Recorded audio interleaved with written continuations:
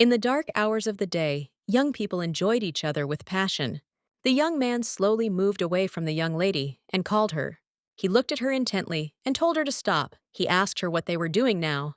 The young lady sighed heavily and told her companion that he as always was ruining everything. Selena looked at him intently and said that the first time everything is difficult, but the second time it is easier. He froze in embarrassment. She said that he liked everything that day too. He sighed heavily and said that they could forget that day. She looked at him intently and said that she wanted to do it again, and he didn't have to do anything at all. Selena looked closely at her companion and said that he could just lie quietly. The young man froze in embarrassment. The young lady was sleeping quietly on the floor near the fireplace, but suddenly she heard someone calling her.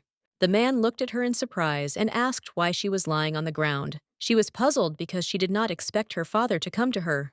He asked angrily if she couldn't get up. He shouted that His Highness had ordered her to come to the palace. He told her to hurry up and start getting ready. He didn't understand why she was acting like this. She sighed and said that today's ritual had been more difficult than the previous one, and she still hadn't recovered. He shouted that he wasn't interested in excuses. He looked at her with fury and said that if she did not want to be pulled by the hair again, like she had been as a child, then she should get up right now and start getting ready. He looked at her intently and told her to dress appropriately. She didn't answer. He looked at his daughter with contempt and said that she should not bring shame on their family. A moment later, a maid entered the room and called the young lady.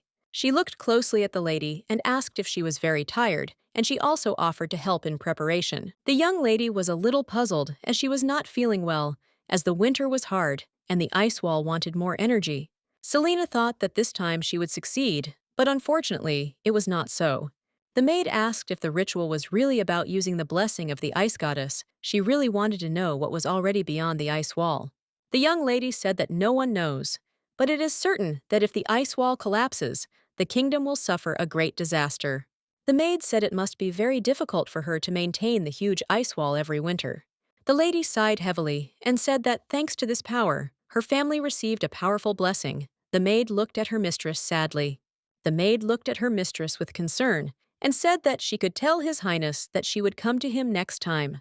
The young lady sighed heavily and said that she could not do that since he had called her, so there must have been a reason.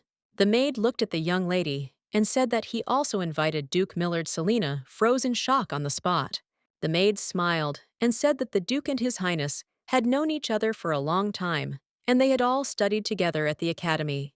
The young lady sighed heavily, as she knew that everyone misunderstood their relationship as they were only students at the academy, but were not friends. She knew perfectly well that His Highness was aware that she and the Duke did not get along with each other.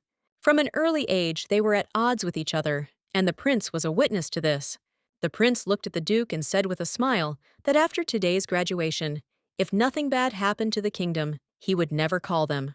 He smiled and said that in one place they would tear each other's throats out. He looked at them with a smile and said that they should pray that they would never meet in the same place again. The prince, sipping tea, said that the lady would soon be there. The prince looked at the Duke and said with a smile that, after graduation, he would soon meet the young lady for the first time. The prince smiled and, looking at his friend, said that he did not expect that he could be so embarrassed. He looked at the Duke intently and asked if he hadn't said that he would only call them both in an emergency. The Duke was taken aback and stood frozen for a moment as he realized the gravity of the moment. Some time later, they were informed that a young lady had arrived at the palace. She entered and greeted them with a smile. Leonardo greeted her and also said that she was probably very tired. After the ritual, the Duke looked at her intently. The young lady looked at the prince with a smile and said that she was fine.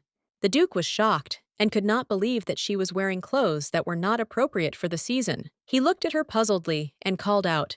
The prince looked at her with a smile and said that it was very cold outside and asked why she was dressed for summer. She looked at him in surprise and asked if he really thought so. The prince smiled and said that it was cold now because it was winter outside. A moment later, the young lady was taken aback as a jacket flew into her hands. The Duke looked at her intently and said casually that she should cover herself with it.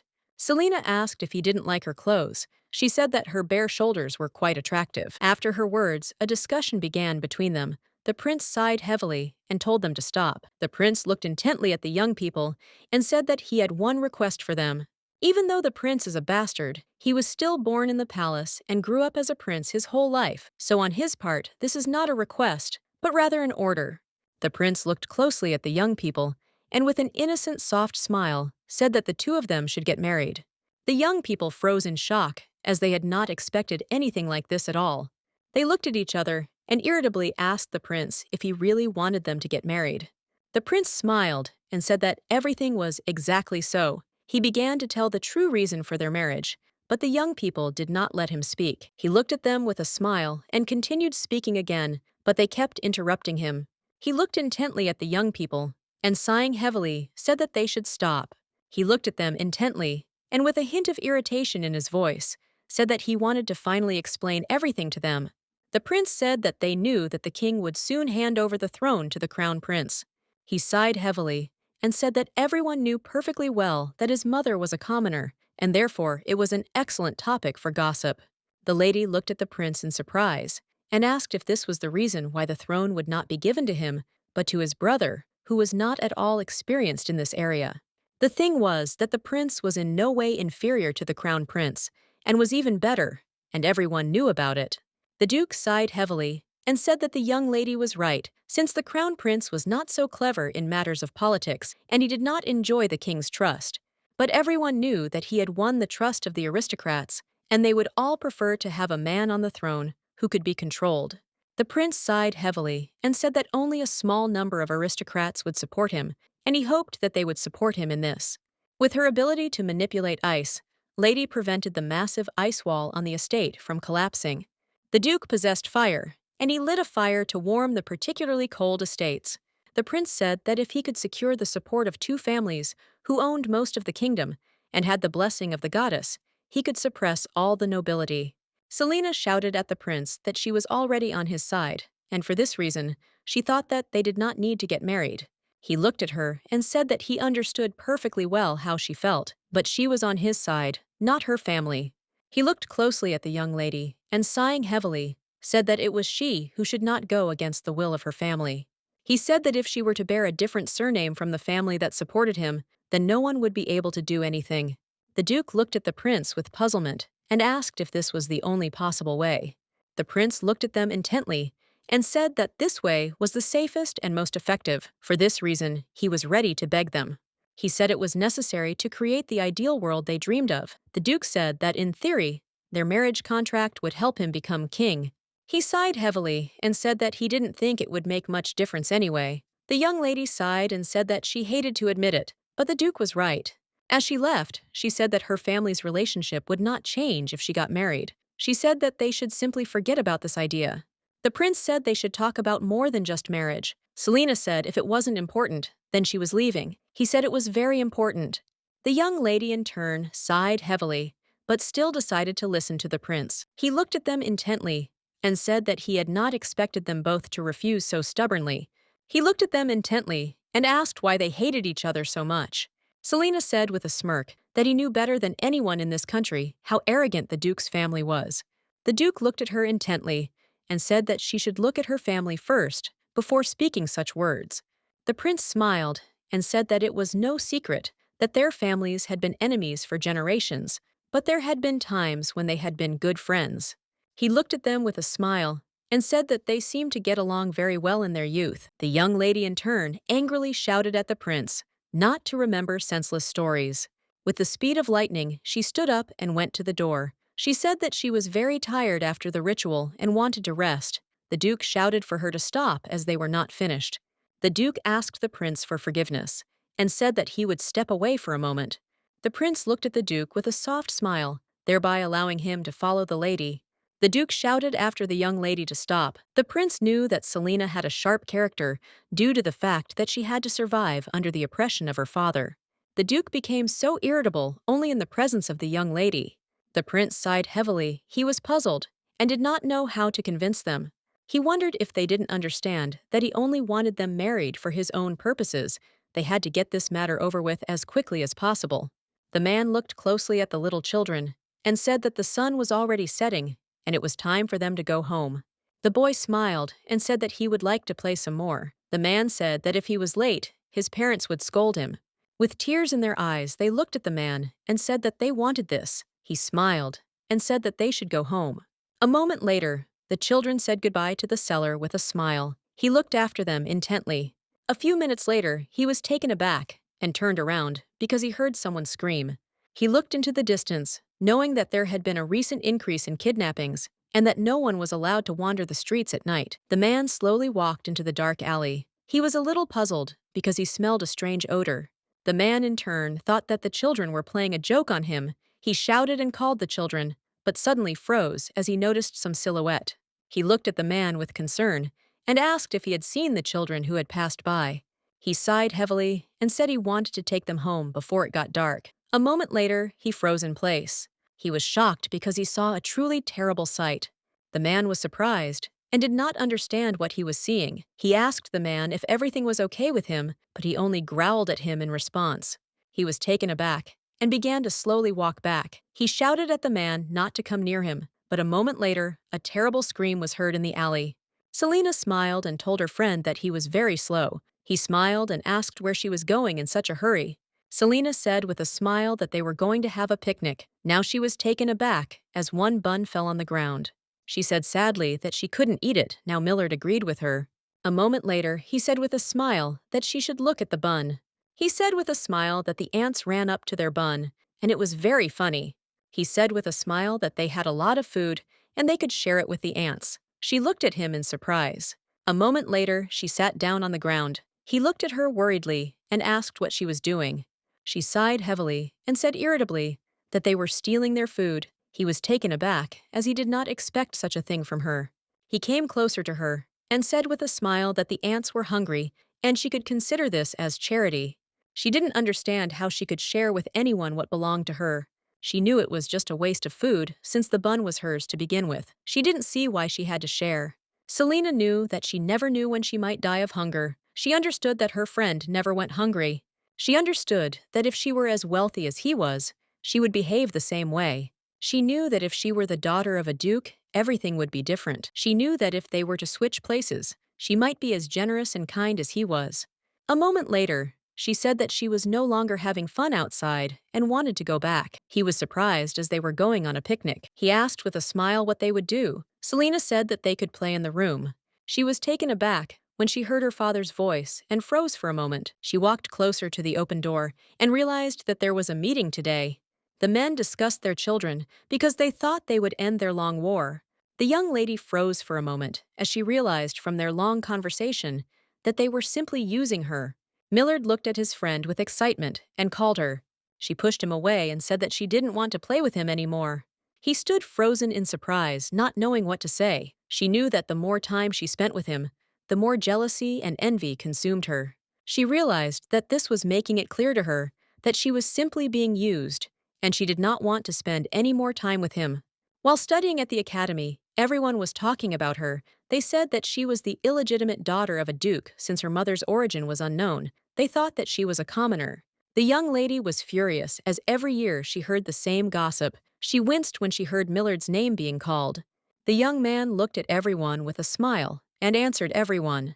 She looked closely at the young man as she understood that they both possessed the power of a goddess, but at the same time, the attitude towards them was different. Millard ran after the young lady in a hurry and called her, but she did not stop. He sighed heavily because he knew that as soon as her family history came up, her character would become more aggravated in a different way. The men looked closely at the young heirs. They said that it seemed that the relationship between the families remained the same. They whispered and said that if these families became friends and united, then this fact would be a shocking blow to the kingdom. They said that the late Duke Eckhart and his wife were descended from the Sturt family. The Duke looked at them with fury and said that they were talking unthinkable nonsense. The young lady looked at him and told him not to be angry, as people's words had no effect and his actions would not change anything. He looked at her hard and said she was right. She said she hoped the prince would take their decision calmly. He looked at her intently and said that he was actually ready to agree. She looked at him intently and said that their marriage would not happen. Selena said that since they had agreed on at least something and he had nothing more to say, she was leaving. She said that the coachman was already waiting for her.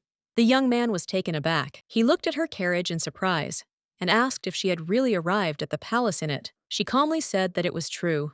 Selena looked at him in bewilderment and asked what was the matter. She was surprised as he ran towards the carriage. She was taken aback and asked what he was going to do. The young lady and the coachman stood frozen in shock. He looked at her intently and said that her carriage was out of order and she had no choice. He looked at the young lady with a beaming smile and said that he would give her a ride home. Some time later, the young lady was riding home in a carriage with the Duke.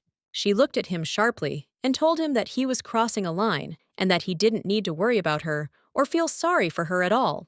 He asked in surprise what she was talking about. He wondered if she thought he had given her a ride because he felt sorry. She asked in surprise what difference it made to him whether she went home in a broken carriage or not. He said that she was thinking about the wrong thing.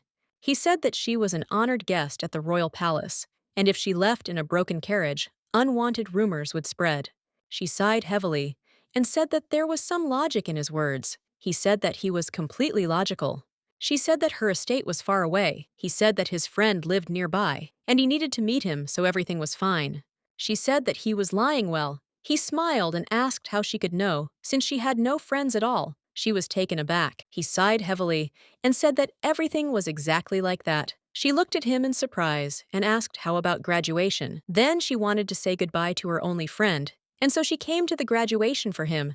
Then she asked if he wanted to have a drink in her room. They hesitated, looking at each other as they remembered that day. A moment later, they both looked at each other embarrassed. A moment later, the carriage hit a rock, and the young lady jumped. Millard shouted at her to be careful. But a moment later, she fell into his arms and froze. She looked into his eyes intently, as he was very warm just like that day, and for some reason, she didn't want to let him go. The young lady nevertheless pulled away from him, and asking for forgiveness, said that she had slightly lost her balance. He sighed heavily and sheepishly said that everything was fine, and she didn't need to worry. She was excited and didn't understand what was happening because she decided to forget about that day and end it all. She didn't understand why she felt this way. The Duke in turn looked away from her in embarrassment. Sometime later, after a long journey, they finally arrived at the young lady's estate. She looked at him intently and said with a smile that, whatever the reason, thanks to him, she got there without any problems. She looked at him and thanked him. Looking away, she said that now she had to go. She froze for a moment when she saw her father running towards her. He looked at them with fury and asked what was going on. He was furious and did not understand where her carriage was and why she had arrived with the Duke. She looked at him and, trembling, said that she would now explain everything to him. He shouted that he didn't need her excuses at all and that she should go home. The young lady, in turn, wanted to tell him everything he asked angrily if she really wanted to contradict him. He raised his hand to her in a rage. The Duke quickly stood between them. He was surprised that her father was personally greeting his daughter. He asked angrily if he really wanted to yell at her and even raised his hand. A moment later, he explained the whole situation. He said angrily that it seemed that the relationship in their family towards the heirs had worsened. He said angrily that he had drawn conclusions. Moments later, he told his girlfriend that he was already leaving. As he left, he turned and looked intently at the lady. The Duke asked her how long she intended to live like this. He asked with cold fury if this was what she truly wanted. He looked at her intently and said that it was time for her to think about it. She did not answer the Duke, but she was furious because she did not want such a life. She knew that he was right to some extent, but he did not know everything. He looked at the coachman and asked if he was in charge of the carriage today. The man said that this was exactly the case, but he would like to explain the situation. The Duke did not let him say anything. He angrily threw the coachman to the ground and began to beat him. The young lady was shocked. She screamed and called for her father. A moment later, she directed her ice magic at her father, and he threw the cane from his hand. He looked at his daughter with fury and asked how she dared to use her power on him. She looked at her father intently and told him to stop, as the coachman was not to blame for anything. She said that the carriage was broken, and for this reason, she accepted the Duke's help. He looked at her with fury. The Duke looked at his daughter with fury and insulted her. Celine, in turn, looked at her father with fury, and immediately her power surrounded her. He looked at her in surprise and wondered if she had really begun to fully control her power. He looked at her and said that it seemed like she still didn't realize who was keeping her little brother alive. He angrily asked her if she knew how much the medicines he bought from the magic tower cost. The Duke said that if her brother stopped taking his medication, He would soon die. A moment later, she asked her father for forgiveness. He sighed heavily and said that he knew that there was a drop of common sense left in her stupid head. He said that she should behave calmly. He walked slowly into the house, burning with anger. He was furious and did not understand how she dared to rebel against him. The man brought the young lady to the estate and said that there were rumors in the village that she had used the power of a goddess. He looked closely at the girl, as it was not difficult for him to understand that she had a difficult life. He thought that he should take advantage of this chance. He smiled tenderly and said that he missed her very much. Selena looked at him in surprise, as she did not understand why he said such a thing. He smiled and said that he was her father. Sometime later, they trained her strength. Selena spoke excitedly that it was very difficult for her, and she would like to return to her family as she missed them very much. He smiled and said that if she tried hard enough, he would bring them to live in the estate. She said that she did not like it, and she did not want to do such things. Unable to bear it, the Duke shouted that if she didn't try, her mother would die. She froze in shock. She screamed with tears in her eyes that he had deceived her. She screamed that she could not see her mother because she was sick, but if she tried hard, her mother would get better and she would see her. She used her power against them with fury, and they were shocked by what they saw. The Duke was surprised, because he didn't expect her to be able to release all her power. He froze in shock as he was amazed by her capabilities. She recalled her father's words, who said that her mother had unfortunately died, but he was doing everything possible to get medicine for her brother. She thought about the Duke's words for a moment. Selena was very worried and confused about the whole situation. She knew that, as the Duke had said, she had catastrophic power, but she knew that the department was not quite within her power. She remembered her father, who had screamed furiously at her to freeze everything immediately. The maid looked at the young lady in surprise. Selena asked the maid what happened. She said that the Duke was calling her to that room. She sighed heavily and said that she understood everything. The maid told the mistress that she looked tired and suggested that she reschedule for next time. Selena said that everything was fine with her, and looking at the maid, she said that she knew everything perfectly well. She said sadly that unfortunately, no one can disobey her father. She looked at the maid in surprise and asked if she really wanted to go that far. Anna sighed heavily and said that the fireplace was not burning. They thought that the Duke's strength seemed to be exhausted. Anna said that the Duke had come to them, and therefore the gentleman had conveyed a message to her. Anna looked closely at the lady and said that today she would be accompanied by Duke Eckhart. The lady was surprised. Taken aback, she looked at the maid and asked what she had just said. She looked at the maid with anger and asked if father really said that. The maid said that they had received a message from the palace. She said that the prince would join them for today's ritual. In other words, the Duke and the prince would accompany her. The young lady was furious as she knew perfectly well that the prince had made it all up. She looked at the lady with concern and asked if she should tell the master that she was ill. Universe said that her father would not listen to the request. The prince looked at the lady intently and said with a smile that he thought she would not come. She sighed heavily and, looking at him, said that she simply would not dare to do such a thing. He smiled and said that it would be nice if she complied and accepted his proposal. She sighed heavily and said that she was not ready to graduate with such shame. She knew that if a prince had a goal, he would always strive forward, not noticing anyone around him. She knew that if she had told them that she was ill, they would have come to her bedroom together with the Duke. A moment later, the Duke approached them and asked what they were talking about. He said that the ritual was about to begin. The prince looked at the Duke with a smile and asked if he was ready. He sighed heavily and said that he was ready. The young lady said that they should start quickly, as when the sun sets on her estate, it is simply unbearably cold. She said, looking at the Duke, that she did not want to make her servants in the house shiver with cold. The Duke said that she should not rush him. He said that he had to concentrate and not be distracted by anything. The young lady in turn looked at him intently. She wished he would stop being so grumpy at every ceremony. It seemed to her that he behaved like a grumpy cat. She looked intently at the prince and asked why he was present at the ceremony. The prince looked at her intently as he understood that she was the Duke's daughter and that everyone in the estate must obey her. He looked closely at everyone present and realized that they obeyed Duke Anna, and there was a high probability that she was an empty phrase for them.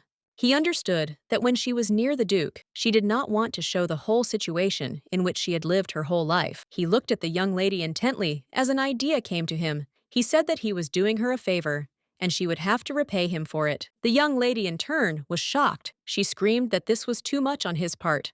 He began talking about their marriage again with a smile, and a moment later said that he would not talk about it anymore. She looked at him in surprise and asked if he was sure he wouldn't bring this topic up again. He smiled and said that it was true, and they needed to begin the ritual. The young lady sighed heavily and agreed with him.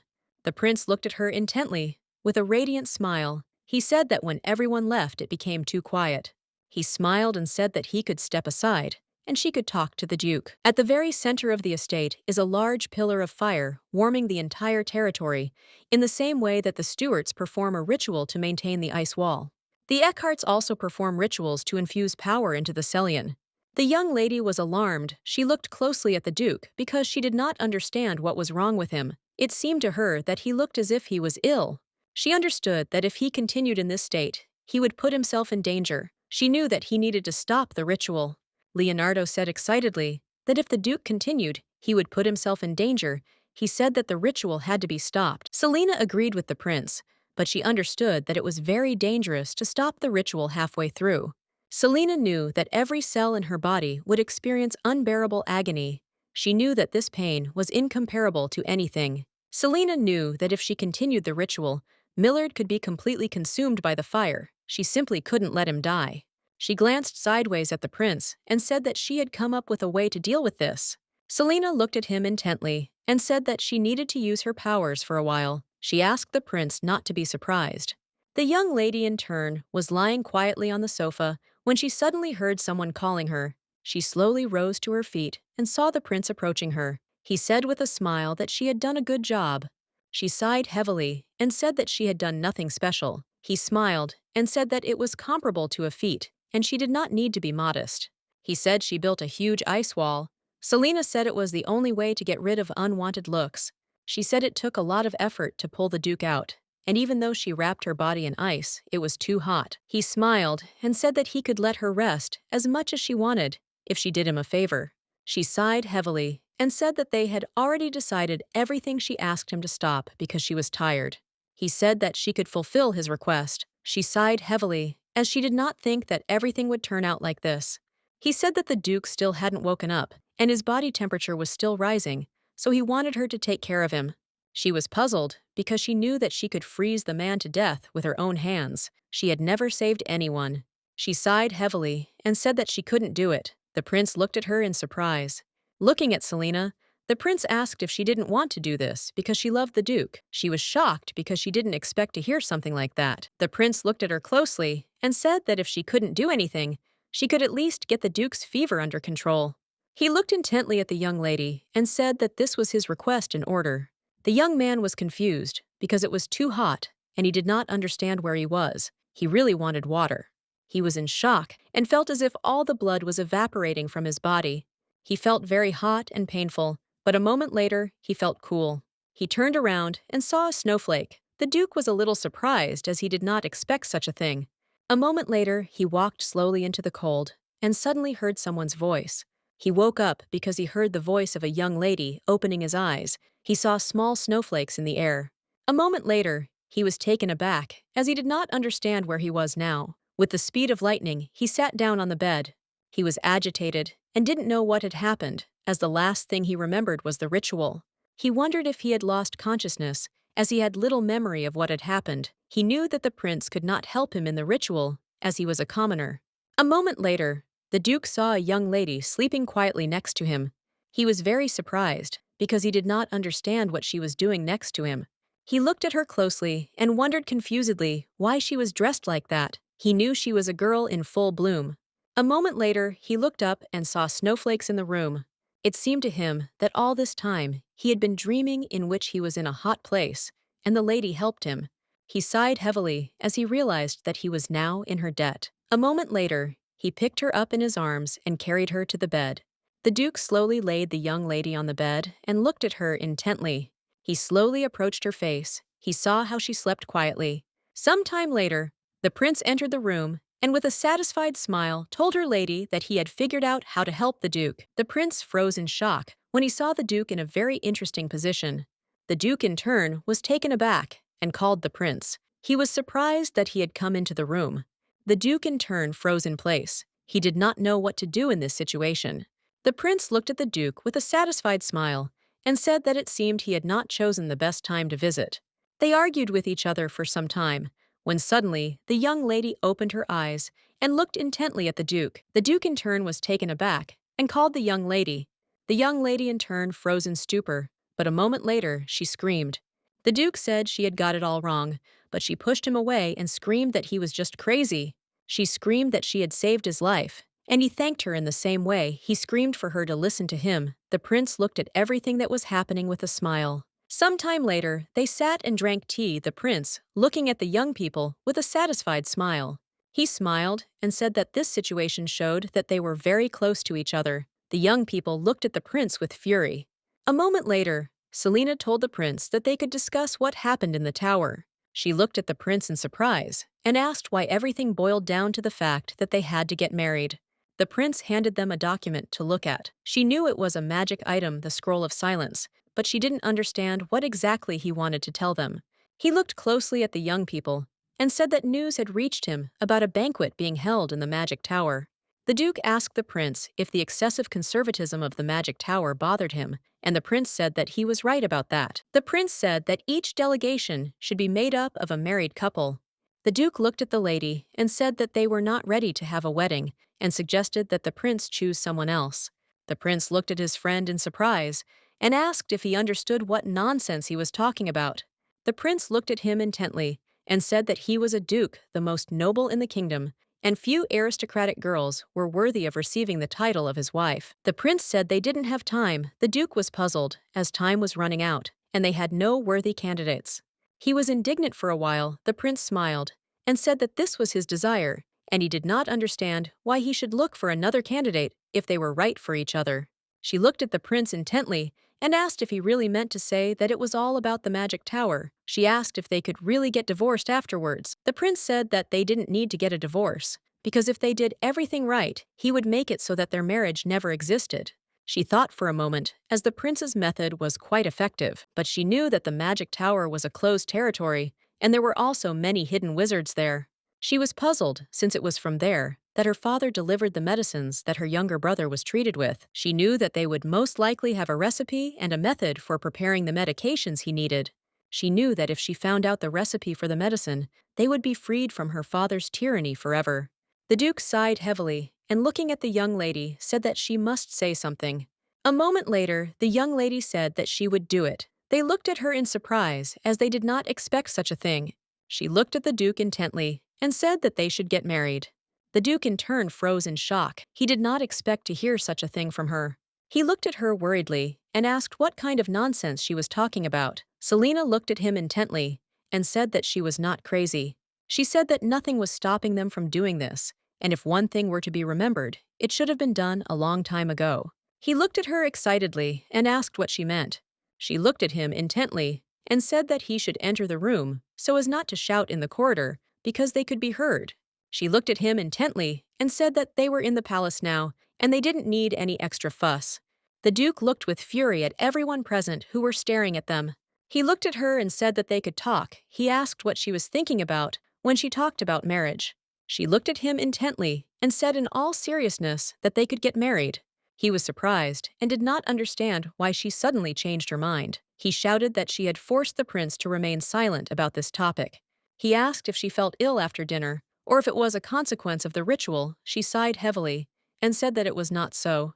He asked if she was affected by what happened a year ago during the graduation ceremony. He said that he thought she had forgotten about it all. She asked if he remembered that he himself had said that he would take responsibility. He said excitedly that she herself had told him that she did not need his responsibility. She looked at him closely and said that was it. She said that they could do it again. He looked at her with confusion and excitement, as he did not expect this. With lightning speed, she pulled herself closer to him and kissed him passionately, telling him that this time he had to take responsibility. Millard was a little worried and wondered if his friends had been drinking hard liquor instead of water their whole lives. A moment later, he saw the bottle on the ground, and for a moment he wondered where it had come from. Selena sat in the gazebo and sang alcoholic drinks with a smile. She called him to her with a smile. She looked at him intently and asked with a smile if he had enjoyed the banquet. He asked in surprise if she had really drunk it all herself. She smiled and asked if he meant that she had no friends to drink with. He said that she would end up very drunk. He suggested that she return to the dorm. She sighed heavily and said that she didn't want to leave. Selena looked at him intently and asked if he wanted to sit with her for a while. He froze in embarrassment and surprise. He sighed heavily and said that she was too drunk and it was time for her to go to bed. She told him everything for a while. She sighed heavily and said that she had no family and no friends with whom she could communicate. He looked sadly at the young lady. She sighed heavily and said that it was time for her to go back and also asked if he would put all the bottles away. A moment later, she stood up as she was about to leave, but suddenly she slipped and almost fell. He caught her. She looked at him intently and asked shyly if he would like to have a drink with her in the room. She smiled and said that he was surprisingly not drinking well, since his face was now very red. He smiled and said that she should not make fun of him. She smiled and said that she gave it to him, but he has weak points. He asked what she thought of him. The young lady looked away from him and said sheepishly that he was a well-loved boy of noble birth. The Duke sighed heavily and told her that she had something on her face. He slowly touched her beautiful face, and for a moment they froze looking at each other. He was taken aback and removed his hand. A moment later, he sheepishly asked for forgiveness. The young lady in turn slowly approached him and kissed him tenderly. He froze in place with embarrassment. The young lady in turn slowly began to undress him. He looked at her intently. Selena in turn slowly undressed and looking into his eyes said that he should forget this day. She kissed him passionately. The next day, the young man woke up and froze for a moment as he did not see the lady next to him. With the speed of lightning, he rose up on the bed and called her. Her young lady shuddered when she heard her name. He looked at her in surprise and said that it was too early for him not to ask where she was going. She sighed heavily and without looking at him, coldly, said that she was going home. He asked in surprise if she really wasn't going to the main ceremony. He said that if they started getting ready now, they would make it in time. She asked in surprise what he was talking about. He sighed heavily and timidly said that she herself said that she had nothing to do there because she had no family or friends. He said sheepishly that since something had already happened between them, he was ready to take responsibility for everything. She said that they were very drunk yesterday, and it was just a drunken accident. She looked at him and said that they were both victims in this situation. The young man froze in shock, as he did not expect to hear something like this. She looked at him intently and said coldly that she didn't want any responsibility. He sighed heavily and said that he knew she was drunk yesterday, but not that drunk, and they both realized that she wanted it too. The young lady said it wasn't so. She said it could have been anyone. As she left, she said they could have pretended it never happened. Millard froze in shock. He was very surprised because he didn't expect to hear something like that. In his haste, he shouted at the young lady to wait, as they had not finished their conversation. He looked at her intently and said that she herself said that they should forget about that day. She looked at him intently and said that he didn't have to do anything, just lie silently. He asked if she hadn't mentioned then that she could have been anyone in his place. She looked at him intently and asked if that day had really left some mark on his life. She looked at him intently and said that she would not believe it until it happened. She sighed heavily and said that if he did not want it, then they would not do it. Selena looked at him intently and said that in that case she would just leave. Millard did not answer her. But a moment later, he grabbed her by the arm and with the speed of lightning threw her onto the bed. For a few minutes he stared at her, but later he kissed her passionately. He slowly continued kissing her all over her body, knowing her she was a trembling lady, and asked him to wait a little. He looked at her in surprise and asked why he should stop since she herself wanted it. He looked closely at the young lady and said sheepishly that he would make sure she never forgot this day. Selena froze and did not answer. Some time later, the young man stared at the young lady who was lying quietly in bed. He looked at her intently, lost in his thoughts. He quietly asked her if this time was better than the last one. The young lady looked at him in surprise and asked what he was talking about. She asked if he really thought she had it easy that time. The Duke in turn was taken aback because he thought she was asleep.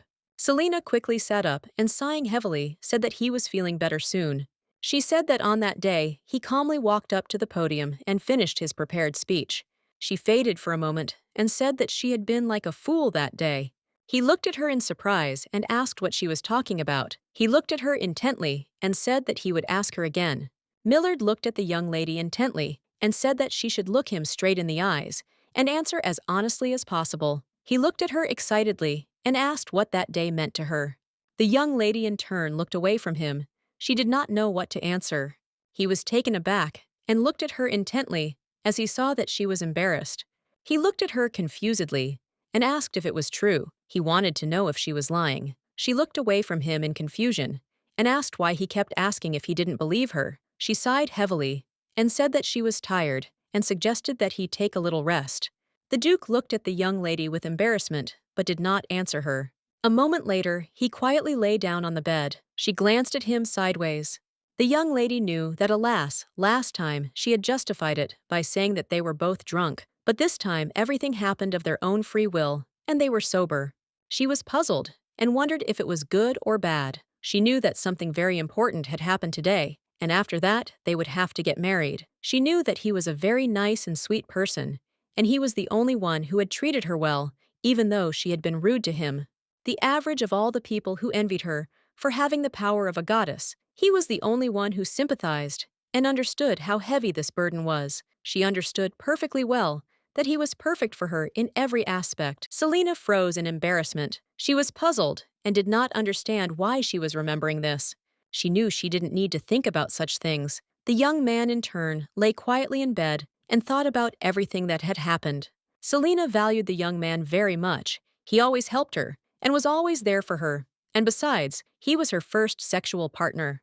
She knew perfectly well that she always wanted to see him by her side. It seemed to her that she even dreamed of taking advantage of their marriage to escape from her worthless family. She felt guilty, but she couldn't do anything about it. Selina knew perfectly well that if in the future he would blame her for selfishness, then she would endure everything.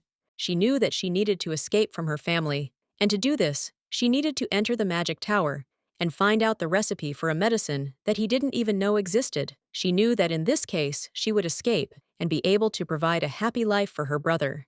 The young lady sighed heavily as she felt very sorry. She did not want to do this to him at all, but she had to take care of her brother. The prince looked closely at the young people with a radiant smile. He smiled and asked if they had already started dating. He did not know when this happened, but he saw that the changes were already visible, and he noticed that they were already getting along with each other. He smiled and said that it was very strange because they had been hiding their love for each other all this time. He looked at them with a smile and said that they were the best actors in their performance. He looked at the Duke in surprise and asked how he had managed to hide something like this all this time. He sighed heavily and said that he was generally known for his insight. The Duke could not stand it and called the prince. He did not want to hear something like this addressed to him. He looked at them intently and said that since this decision had been made by them, he both wanted to know the reason why they had dared to do this. The young lady sighed heavily and said that she changed her mind when he mentioned the magic tower, as she had one thing she needed to do there. The prince asked in surprise what exactly she was interested in. The Duke looked at the young lady in surprise, as he had never heard anything like that from her. Selina sighed heavily and, plucking up her courage, said that she needed to steal something from there. The young people froze in shock. They did not expect to hear anything like this at all. The prince looked at the lady intently and in surprise and asked what she was talking about. She sighed heavily and told the prince that he had heard correctly and that it was all true. She sighed heavily and said that the future duchess had declared her intention to become a criminal. He looked closely at them and said that they were pleased, which had surprised him for the second time. The prince looked at the Duke intently and said that he would like to hear his story, since judging by his reaction, he was also hearing the history of the universe for the first time. The prince asked why he decided to marry the young lady. He wanted to know if the Duke was sure he agreed to this. Millard thought for a moment. He remembered his conversation with Selina when she told him that they could do it again, but this time he had to take responsibility. In fact, he already understood everything as soon as he looked into her eyes and followed her lead, not because he liked it and he desperately wanted something else, but that was the moment when he first saw sincerity in her eyes and real desire. Togo himself, without realizing it, felt an obligation to help her. He had to sleep with her to put the noose of responsibility on him, but in fact, before that, he was already ready to take responsibility. He looked closely at the prince and said that he was ready to take responsibility. The prince sighed heavily with a smile and said that he thought the Duke would say that he looked at the young lady and asked what she wanted to steal. He said that if it was gold or treasure of any kind, then he could help her, since he had it in abundance. Millard looked at the prince and asked what he would offer him if he married the young lady. The prince thought for a moment. The prince looked at him with a smile and said that he thought that his marriage itself and the opportunity to be one with the young lady was already a reward for him. He sighed heavily and told the prince that he was talking about something else. He wanted to know what benefit his family would receive from the marriage. He sighed heavily and looked intently at the young lady. Selenova in turn turned away from them and said that she did not need gold or jewelry. She told the Duke not to even think about spending his hard-earned money on a fictitious marriage. She sighed heavily and said that he should not give her anything. The Duke in turn looked at the young lady with bewilderment and surprise, as he did not expect to hear such a thing. The prince looked at the lady and asked what she needed in the magic tower. He said that the item could be found in their kingdom. The young lady sighed heavily and said that what she needed could only be found in the magic tower. The Duke looked at her worriedly and said that in that case, they could make a legal request. She sighed and said that if she could do that, she would have done it long ago, but unfortunately, the thing she needed could not be obtained legally. For a moment, the Duke was angry because he understood that she wanted to marry him in order to steal something from the magic tower. He was a little offended to hear such things. The prince looked at the young lady with bewilderment and asked if she really thought he could let someone into the magic tower who had already declared her intention to steal something important. He sighed heavily and said that the task he wanted to entrust them with was quite dangerous. He said that this task would be very difficult for them to solve, but in her interests, there is another impossible task. She is excited, said that she will definitely make sure that no one catches her, and she promises that she will not cause any trouble to anyone. She looked intently at the prince and said that she really asked him about this, since she really needed to get to the magic tower. The Duke looked intently at the young lady and did not answer. A moment later, he looked at the prince and said that he would take responsibility and look after the young lady. Selena was taken aback, as she did not expect to hear such a thing from him.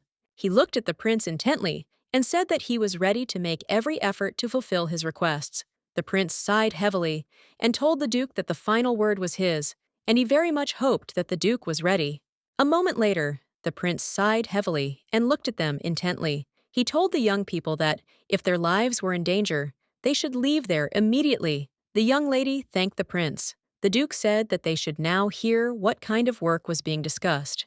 The prince looked at them intently and said that first they needed to get married, then go as invited as a delegation to the magic tower and find evidence of their guilt in what was happening in the kingdom.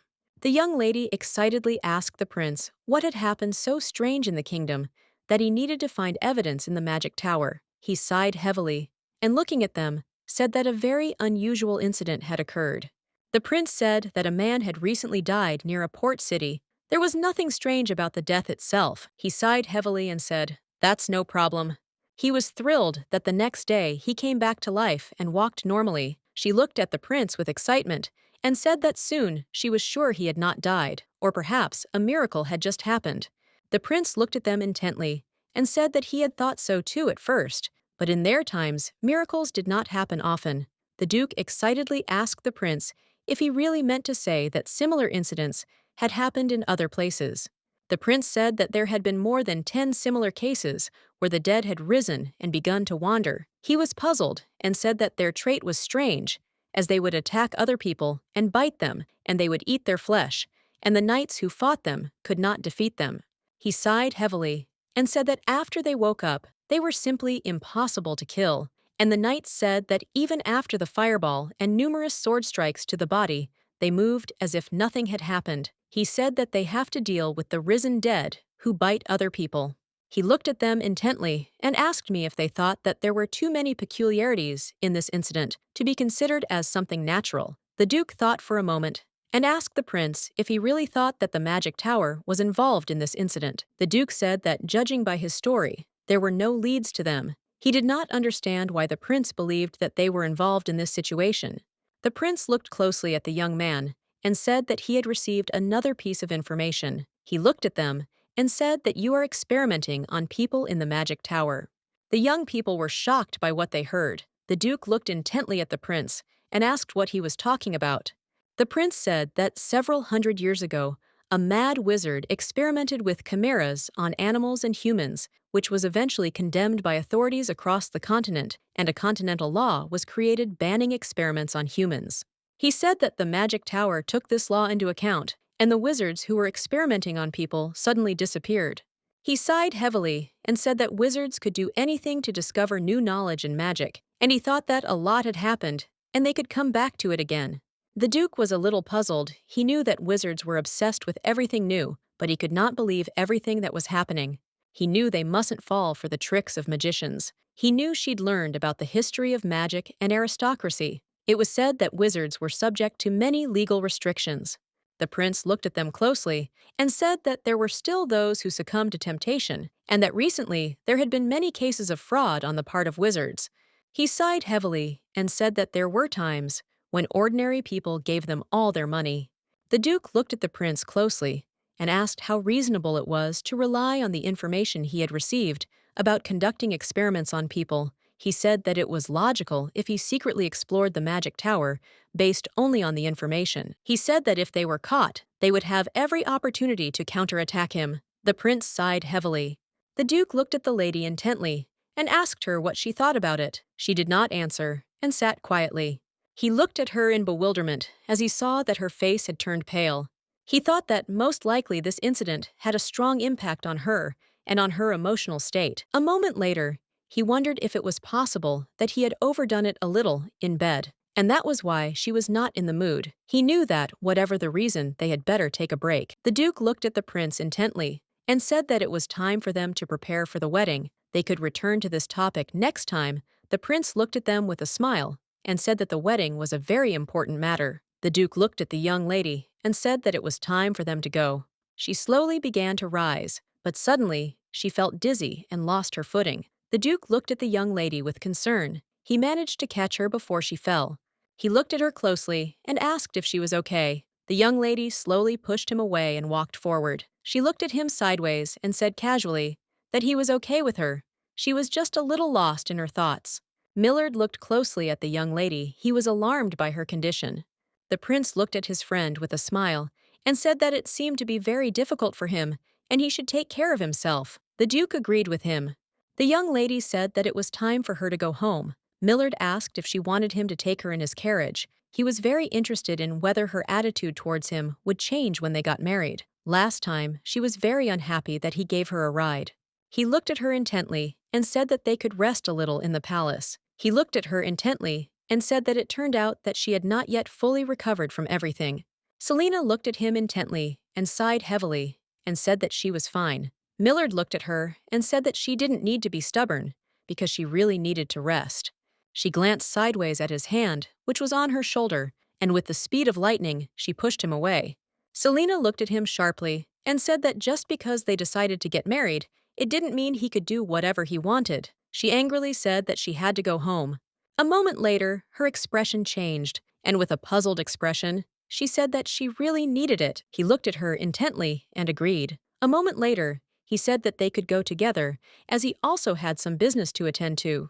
The Duke slowly sorted through the documents. He said that the prince had given him the protocol of the incident that had occurred. He told the young lady that she also needed to read it. He slowly handed her the first part of the material.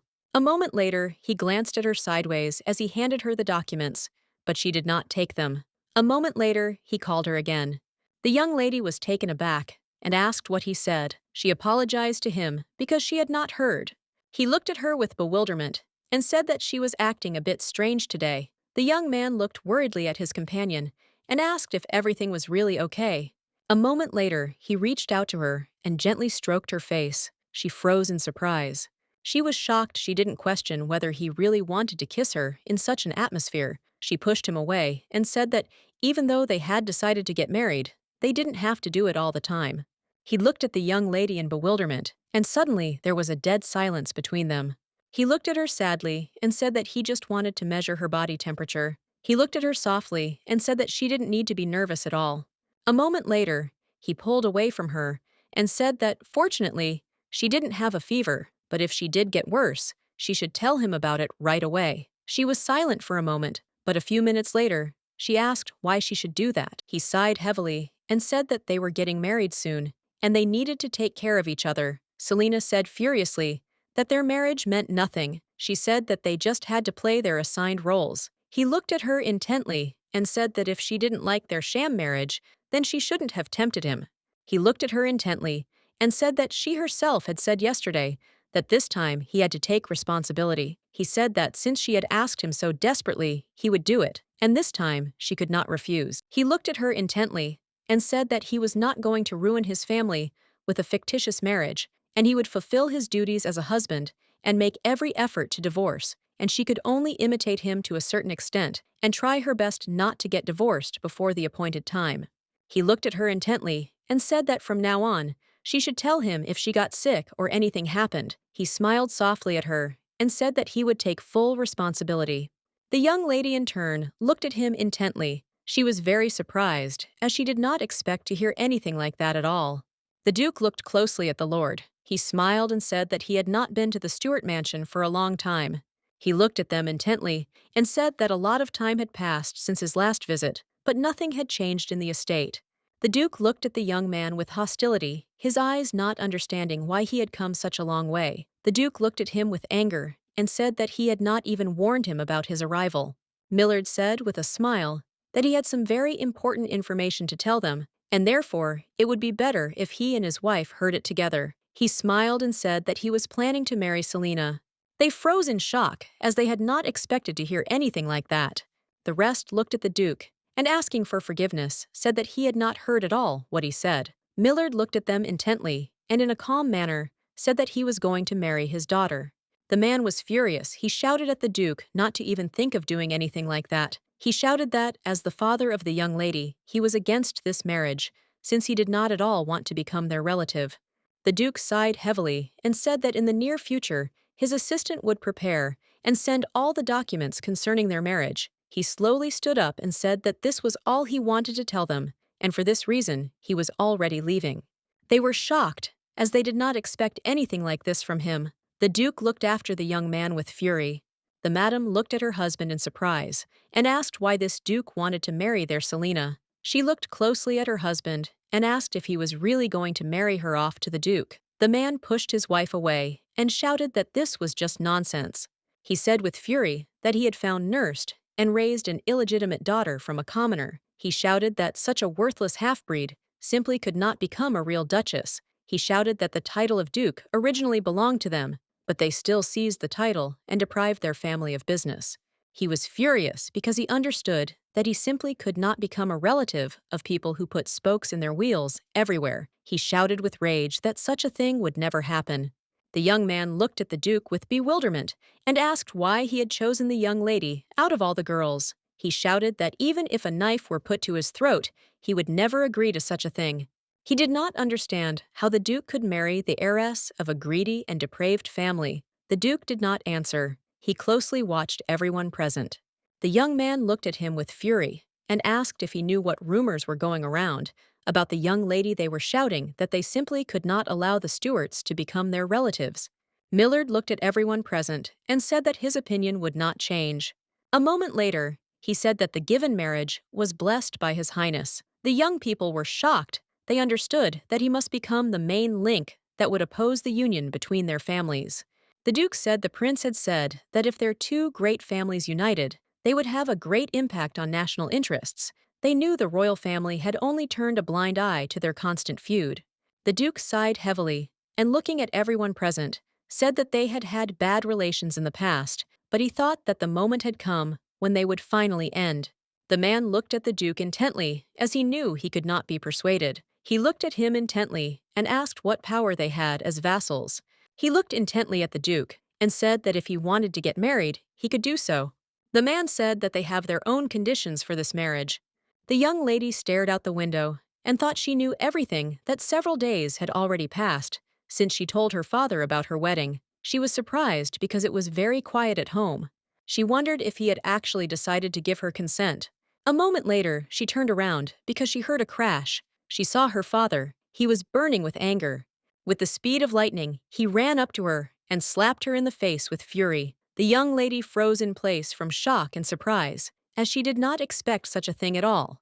He asked angrily what she was doing. He asked angrily if she really thought that if she got permission from His Highness, she would just go and marry the Duke. She froze for a moment and looked at the documents. He shouted that she was his child, and he would not allow this to happen.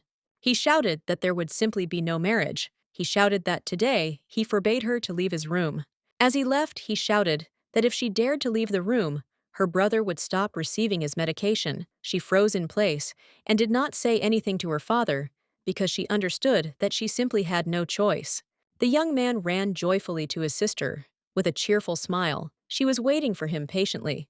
With the speed of lightning, he rushed into her arms and with a smile said that he missed her very much. She smiled and called her brother. The young lady, in turn, wondered if her father was pleased that she had behaved quietly all week. She simply could not believe that he had allowed her to meet her brother. She looked at him closely and asked with a smile if he had chewed well. He smiled and said that he was fine. She said with a smile that she was also fine. Selina gently stroked his head and said that he had grown a lot since their last meeting. He lived alone in a separate building of the mansion, in a place where only the Duke and a few magicians could enter under strict control. He smiled and said that his father had bought him a lot of delicious things. She was puzzled since food clothes time for walks. Even the number of visits to the toilet were controlled. Mafra and the mage said it was all because of the treatment, but she knew that Neville didn't exist for them. She understood perfectly well that this was just a way to keep her under control, and she understood it. This control, which they called treatment, also caused doubts in her. She sighed heavily as she understood that they were doing all this in order to raise her brother to be an obedient child. In addition to the fact that her brother was lagging behind in his development, he had seizures. It was as if he became someone else and attacked people. The magician diagnosed Nevelia with split personality. He needed treatment to suppress his violent personality and reduce the seizures. She was puzzled because he had been undergoing treatment for many years, but he still did not get better. She did not understand why this was so. He looked at the cute butterfly with a smile and told his sister to also look at this amazing sight. She looked at him intently with a smile on her face, and since she knew that he rarely went outside, he was surprised even by an ant. A moment later, his face changed, and with a smile, he told his sister that he had caught a butterfly. The young lady looked at her brother with worry and said that this was not possible, because if he grabbed it, the butterfly would die. He looked at his sister in surprise and asked what it meant to die. He asked if it really hurt. She hesitated, not knowing what to answer. Selina understood that he had to know about it now. She looked at her brother intently and said that to die means to feel nothing, no joy, no sadness, absolutely nothing. Selina said that if someone dies, they will no longer be able to taste anything and enjoy it. She said that now the butterfly will not be able to fly freely. She looked at him intently and said that this means death. Trembling, he looked at her and shouted that she will be able to fly again. He was in shock and with tears in his eyes, shouted that the magician will fix everything. She sighed heavily and looked at her brother and said that death could not be undone. She reached out to her brother and said that they could bury the butterfly in the backyard. He pushed away his sister, who was reaching for him, and shouted that it was not so, and he saw everything. He shouted that the magician could fix it. The young lady froze in place from shock. She called for her brother, but it was all in vain. A moment later, the young man ran towards his house. She screamed and called him, but he did not pay attention to her. She was very excited, because she knew that her brother had changed after the treatment, since before he was a child who trusted her completely. She was excited and did not understand since when he began to trust the magician so much. She looked at him closely, because she understood that she needed to save him from his family as soon as possible. She knew that she could not delay the wedding because she needed help. The prince, in turn, walked slowly towards his father. He was immersed in his thoughts. A moment later, he entered the room and told His Majesty that he had something to tell him. He looked at his son closely and said that he had received no reports to worry about. The prince looked at his father closely and said that there was actually something he had not yet told him. He sighed heavily and bowing said that first, he wanted to find out for himself who was behind this. Leonardo said that these incidents have been increasing in frequency lately, and now it is difficult for him to solve this problem on his own. He looked at his father and asked for forgiveness, saying that he was blinded by the desire to gain recognition. The king looked at his son intently and told him to stop. He did not understand how a member of the royal family could bow his head so easily. He looked at us intently and told him to tell us everything he had learned. The prince looked at his father in surprise and asked if he really knew everything. The king looked closely at his son and said that he should not underestimate the king of the country. The prince was a little surprised, as his father had much more information than he thought. He was a little surprised that, knowing everything he did, nothing to correct the situation, the king asked his son if he had found a solution to the problem in this situation. A moment later, the prince said that he had decided to quickly arrange the marriage of the Stuart and Eckhart families. The king looked closely at his son and said that he had already signed the decree permitting the marriage. He did not understand what else he needed from him. The prince sighed heavily and said that the king needed to convince Stuart because he was ignoring all of Lord Eckhart's letters, and it seemed that by postponing this marriage, he was trying to prevent it altogether. The king looked closely at his son and asked what would be his gain from actively participating in this marriage. He sighed heavily and said that it was also worth considering that the nobility would not be delighted. The king asked his son if he would take such a risk. The prince looked closely at his father and told him to look at the documents. Leonardo told his father that he brought him a letter from Lady Selene. He sighed heavily and told the king that if he did not help after seeing this letter, she would refuse the marriage. The king, in turn, began to slowly read the young lady's letter. A moment later, he said that he needed to meet with the Margrave. Selina knew that Mafra, who had an inferiority complex towards Eckhart, finally gave permission for their marriage on the 10th day after receiving Millard's proposal. A moment later, the young lady cast aside all her thoughts, and as the maid called her, she thought she was right. Her father did not have the courage to openly disobey the royal order. The maid excitedly asked the young lady where to hang the flowers. Selina said that she could take them to the column. She knew that her father simply had no choice. He looked at the young lady with fury and shouted that she should not even dream about a wedding dress and gifts. He shouted that she had made the decision about the wedding herself, so she should take care of everything else herself. She sighed heavily, because initially she did not expect anything, so she did not feel disappointed, but she did not expect that he would be so intractable. Selina knew that the Eckharts did not take away his title. She knew that he was very skillful in shifting the blame to others. The maid looked at the young lady closely and said that she had received a letter from the Duke. She smiled and said that she would take care of everything else, and she needed to quickly go to the room and write him an answer. The young lady thanked the maid with a smile. Sometime later, she was sitting in her room and writing him a reply. She thought about him for a moment as he told her with a smile that she didn't need to worry about the wedding at all. He said that he would prepare everything himself, and she only had to take care of herself. When her father said that he would not give a penny for the wedding, she was ready to accept any criticism, but he did not express the slightest dissatisfaction. The maid looked closely at the young lady and said with a smile that although the wedding would be in the garden and had been prepared in a hurry, everything looked very beautiful. She looked intently at her mistress and said with a smile that she was the most beautiful bride she had ever seen. Selina, in turn, was a little embarrassed, as she did not expect to hear something like this. Looking at the maid, she asked if she had seen her brother. The maid apologized and said that, unfortunately, she had not seen him. Selina sighed heavily because she knew that her father would not invite her brother. Although she knew this, but she still could not believe that the wedding would take place without her brother. The maid looked closely at her mistress and said that Lady Esther had arrived instead of him. Selina looked at the maid with excitement and anger and asked if her sister was not at the academy. Now she knew that her sister usually did not come home only on vacation. The maid smiled and said that the young lady had come to her wedding. The maid smiled and said that the young lady would like to see her before the ceremony. A moment later, they turned around as the young lady entered and called for her sister. The young lady, in turn, quickly rushed to Selina and hugged her tightly.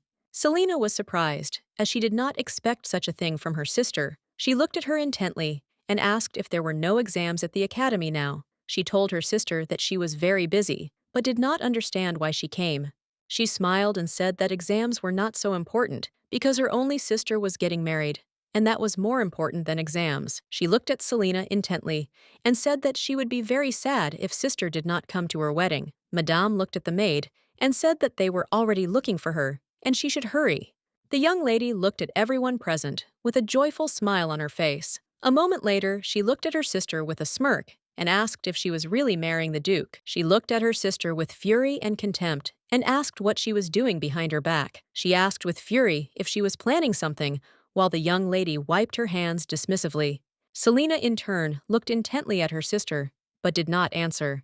She approached her with a smirk and asked if Selina knew that she was just a servant's daughter and that dirty blood ran through her. Estera smirked and told Selina that of course she didn't know anything. Estera looked at her with a smirk and contempt and said that this marriage was a fake, and this was called a crime. Esther told her sister to get married and live quietly like a mouse, and she should not disgrace their name. She looked at her sister with a grin and said that she would not have time to do anything, since as soon as the Duke got to know her better, he would immediately demand a divorce. Selina sighed heavily. She knew that she had to endure this, since it was just a meaningless provocation. She knew that her sister wanted to ruin their wedding by angering her. Esther looked at her intently and asked if her concern for her brother was just a deception. She looked at her sister intently and asked with a smirk what her brother would think when he found out that she was getting married and leaving him alone. Selina looked at her intently and asked her to stop such talk. She asked with a smirk if she wasn't pleased to hear the truth. She smiled and asked her mother if she was wrong. She said that the lady was abandoning her sick brother without a shadow of a doubt in order to become a duchess. She looked at her intently and said that she would live happily in the meantime, while he followed his sister around like a little tail, not realizing that he would soon be abandoned. The young lady looked at her sister with fury. Esther looked at her closely and said that she was very scared. She asked her sister if she was really going to freeze her to death.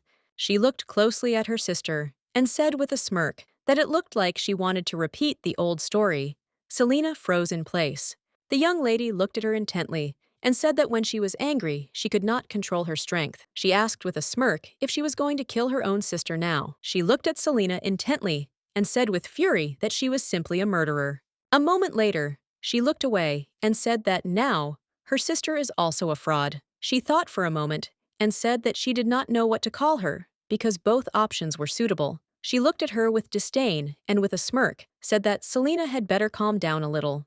She looked at Selina intently and said that she could leave, but her brother would stay here. She didn't know who would care about a monster devouring their family's property.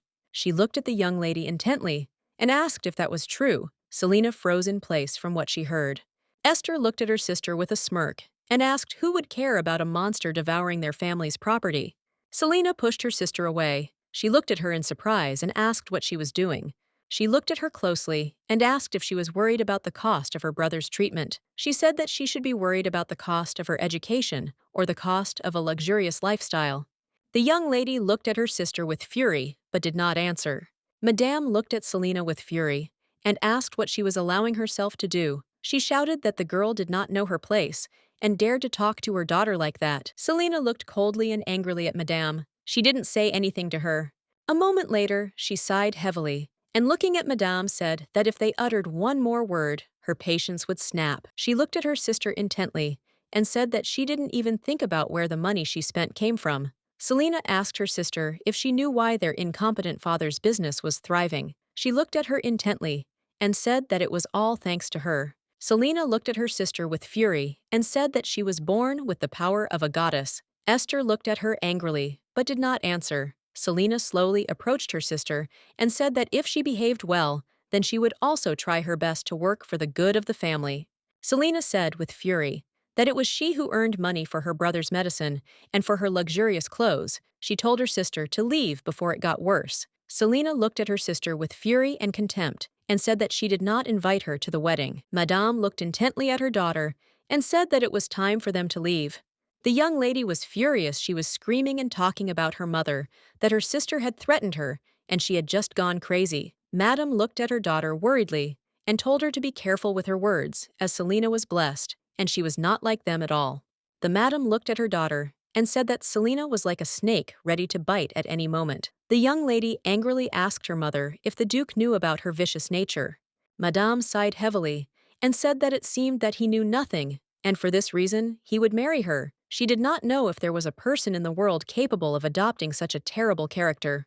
The Duke looked after them with a glare. With a smile on their faces, he thought that only her father was bullying her, but it seemed that the whole family was bullying her too. A moment later, he knocked on the young lady's door and said he would be in right now. She looked at him in surprise and asked why he had come. The young lady froze in place in surprise as she saw the luxurious bouquet. She looked closely at the young man as he presented her with a gift with a smile. She looked away from him and with an innocent smile asked why he had personally brought the bouquet. The young man looked at her with bewilderment as he expected a different reaction.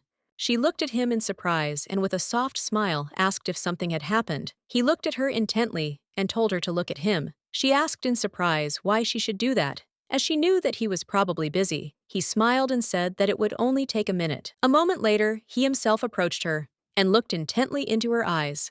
Millard looked closely at the young lady's face and asked if she had been crying. Selina was taken aback, not knowing what to answer. A moment later, she gently pushed him away and said that she had something in her eye. She sighed heavily and asked if he had seen what had happened. He sighed heavily and said that he had not seen, but had heard since he was outside. He looked at her closely and asked how long they had been doing this. She hesitated, but a moment later said that he should pretend he knew nothing. Millard froze in surprise. A moment later, he sighed heavily and said that today she was the Duchess. He looked at her closely and asked if she understood what that meant. He said that to ignore her was to ignore the entire Duke's family. She sighed heavily and said that she was not a duchess yet because the wedding had not yet taken place, and for this reason he should not be angry. He sighed heavily and said that he apologized if it seemed to her that he was angry. He looked at her intently and said he was just trying to get the message across that she was being treated unfairly. Clenching her fists, she said it was the first time she said he could leave now. The Duke grabbed his bride by the hand and said that the conversation was not over yet. He looked at her intently and told her to tell the truth, since her lie was obvious. He said that if he could help her in any way, he would definitely do it. She sighed heavily and asked what he wanted to hear from her. She asked if he really needed to hear all this. She said that the ceremony was about to begin, and they had no time to talk. She was furious and wondered if he wanted her to tell him all the horrible memories that were troubling her. She smirked and said that she would tell him everything. For a moment, she wondered where to begin. She smiled and asked if she should start with the time she was starved for several days because she did not obey. She smiled and asked if he wanted to hear about how she was locked alone in a room for dropping a dish. Or maybe she should start with the time she was forced to rewrite the entire book all night after she accidentally dropped it. She looked at the Duke intently and asked if he really wanted to hear how she was beaten half to death because she could not control her strength. The Duke froze in shock. He did not expect to hear anything like that at all. She looked at him intently and asked with a smirk if he was happy now. When Millard acknowledged her as his rival then, and only then, did she feel satisfied with her existence. For this reason, she did not want him to know about her past at all. She clearly imagined what kind Millard would do if he found out about her deplorable situation. He looked at her intently, with sadness and longing in his eyes, and sighed heavily, saying that he needed to apologize to her. She sighed heavily, as she was well aware that this is exactly how it would turn out. She knew that he had done nothing wrong today. On the contrary, all this time he had done everything possible for her. She knew that it was she who should ask for forgiveness for deceiving him and marrying him, having shifted almost all the preparations onto him. But she knew that now was not the time for that. She knew that first she needed to get medicine for her brother and get him away from her family, and then tell him everything and really apologize to him. She sighed heavily and without looking into his eyes said that she did not need his apology at all. He sighed heavily and said that then he would take his apology back. Instead, he handed her his handkerchief. He looked at her intently and said that she could cry. She looked at him in surprise and asked what he was talking about. He smiled a tender smile and said that she didn't have to keep everything inside. He said that she could give free rein to her feelings and cry in front of him. He looked at her with a gentle smile and said that she was crying quite cutely. The young lady in turn froze in place from shock and surprise. He slowly walked closer to her and said that she should cry only in front of him and should not let others see her tears. He hugged the young lady tightly and said that no one but him should hurt her. Selina was in shock. She did not understand what he was doing. Selina told him to let her go. Millard looked at her closely and said that she could cry, and with confidence. He smiled tenderly and said that she could cry in front of him and in his arms. She was puzzled as she knew that today was their wedding day, and she had only received so far. For this reason, she thought that he could be allowed to do whatever he wanted today. She was puzzled because the more affectionate and kind he was with her, the more pitiful she felt. She just couldn't stand him being like that. Selina knew it would have been better if he had scolded her, demanded, rushed her, and they had both been angry, then she would not have been so ashamed. She sighed heavily, and pushing him away, said that he didn't need to feel sorry for her at all. He looked at her in surprise and said that he didn't feel sorry for her at all, and that she could think as she wanted. He looked at her intently and said that he didn't believe that the desire to protect her looked like pity. He knew that even if this was so, he did not see anything bad in it. He smiled and said that the time for her to go out would soon come. As he left, he said with a smile that he would certainly wait for her. He left, and the young lady was left alone in the room. She said nothing in response to him, and only nervously squeezed his handkerchief in her hands. The young lady ran up to the Duke in a hurry and greeted him. He looked at her in surprise, and a moment later greeted her. For a moment, he remembered the vile words she had spoken about his future wife. With the speed of lightning, he turned around and walked away. The young lady looked at him in surprise, as she did not expect this. She followed him around for a while, smiling and complimenting him, and telling him she was very happy that he would be part of their big family. A moment later, he stopped and said that he didn't think she needed him to tell her about the long-standing feud between their houses, since she knew everything herself. He looked at her intently and said that their families were long-standing enemies. He looked at her intently and said that he didn't even think that would change because of his marriage to her sister. The young lady was taken aback and asked what he meant. He looked at her intently and said with a smile that they would not have friendly conversations and none were expected in the future. The young man looked closely at the Duke and said that it was time for him to go out. He was taken aback for a moment as he saw the state of the young lady. The Duke smiled and told his subordinate to not pay attention to the young lady as it was time for them to leave. A moment later, they announced that the groom was entering. He looked at everyone with a smile, and a moment later, more seriously, he walked to the altar. The man looked intently at his daughter and said that after the wedding, nothing would change. A few minutes later, they announced that the bride was coming out. He quietly asked his daughter what she thought the Duke would do for her. He looked at her intently and said that no matter how she kicked, she would still belong to their family. As she walked along the path, she heard the whispers of everyone present. They were excited and did not understand why the bride had such an expression on her face. They said that if a stranger saw her, they would think that she was being sold. She understood that they all wanted their marriage to be unhappy. She quickly pushed her father away and went to the groom. She knew that if they all wanted their downfall, then she would play even better, because she was used to wearing a mask different from her true essence. She stood next to her groom with a joyful smile. Millard looked at her with the same smile. The priest looked at them intently and said with a smile that he blessed them and declared them husband and wife. She learned that all that was left for them to do was kiss and walk under the arch. She knew that everyone looked at their marriage with suspicion and felt that something was wrong. She knew that this was not even surprising, because marriage with an enemy house is a good reason for suspicion. She knew that there was no need for their guesses. The Duke looked closely at his wife and said with a smile that from now on they would play the role of a happy couple in love. He looked at her closely and said with a smile that for this reason he should kiss her. A moment later, he kissed his wife with all his passion. For a moment she froze in surprise, but she knew what she had to do. Madame looked closely at her husband and said that the wedding happened quickly. Maufra was very angry. He sighed heavily and said that it was all because there were not so many guests. He did not know how many people really blessed this marriage.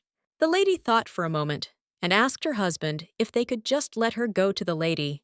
They understood perfectly well that they needed her strength. He sighed heavily and said that she would not escape them because he had made a blood contract with her. A contract that, in the event of a unilateral violation of the terms, could even result in the loss of life. She is obliged to return home several times a month on the orders of her father and conscientiously help with the experiments in exchange for her father allowing the marriage, and he will not stop treating her brother in her absence. Last night, they had made a blood pact with these conditions. He knew that as long as this pact existed, she would never be able to escape from him, and he was very glad of it. She looked at her husband in surprise and asked why they needed a honeymoon. She shouted at him to turn the carriage around immediately. He looked at her intently and said that since they were in a hurry to get married, and their new house was not ready yet, she sighed heavily as she remembered that they had decided to build a new house. She said that they could drive up to his estate. He sighed heavily and said that he didn't want to do that since their guests hadn't left yet. He looked closely at his wife and said that they would have to endure their jokes and drink alcohol with them all night, and he did not like that at all. He said that she herself did not want to ask her father for a place to stay overnight. The Duke sighed heavily and said that he did not want to see him again on their wedding day. She sighed heavily and said that the exam at the academy was not that difficult. He smiled and said that that exam was just terrible.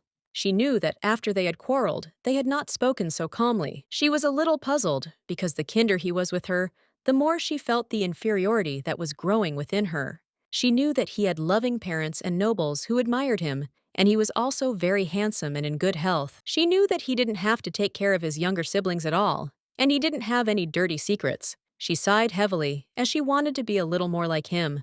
He looked at her closely, and with a gentle smile, said that she had tried hard. She knew that she had done nothing at all since he had taken care of the dress shoes and all other expenses for the wedding.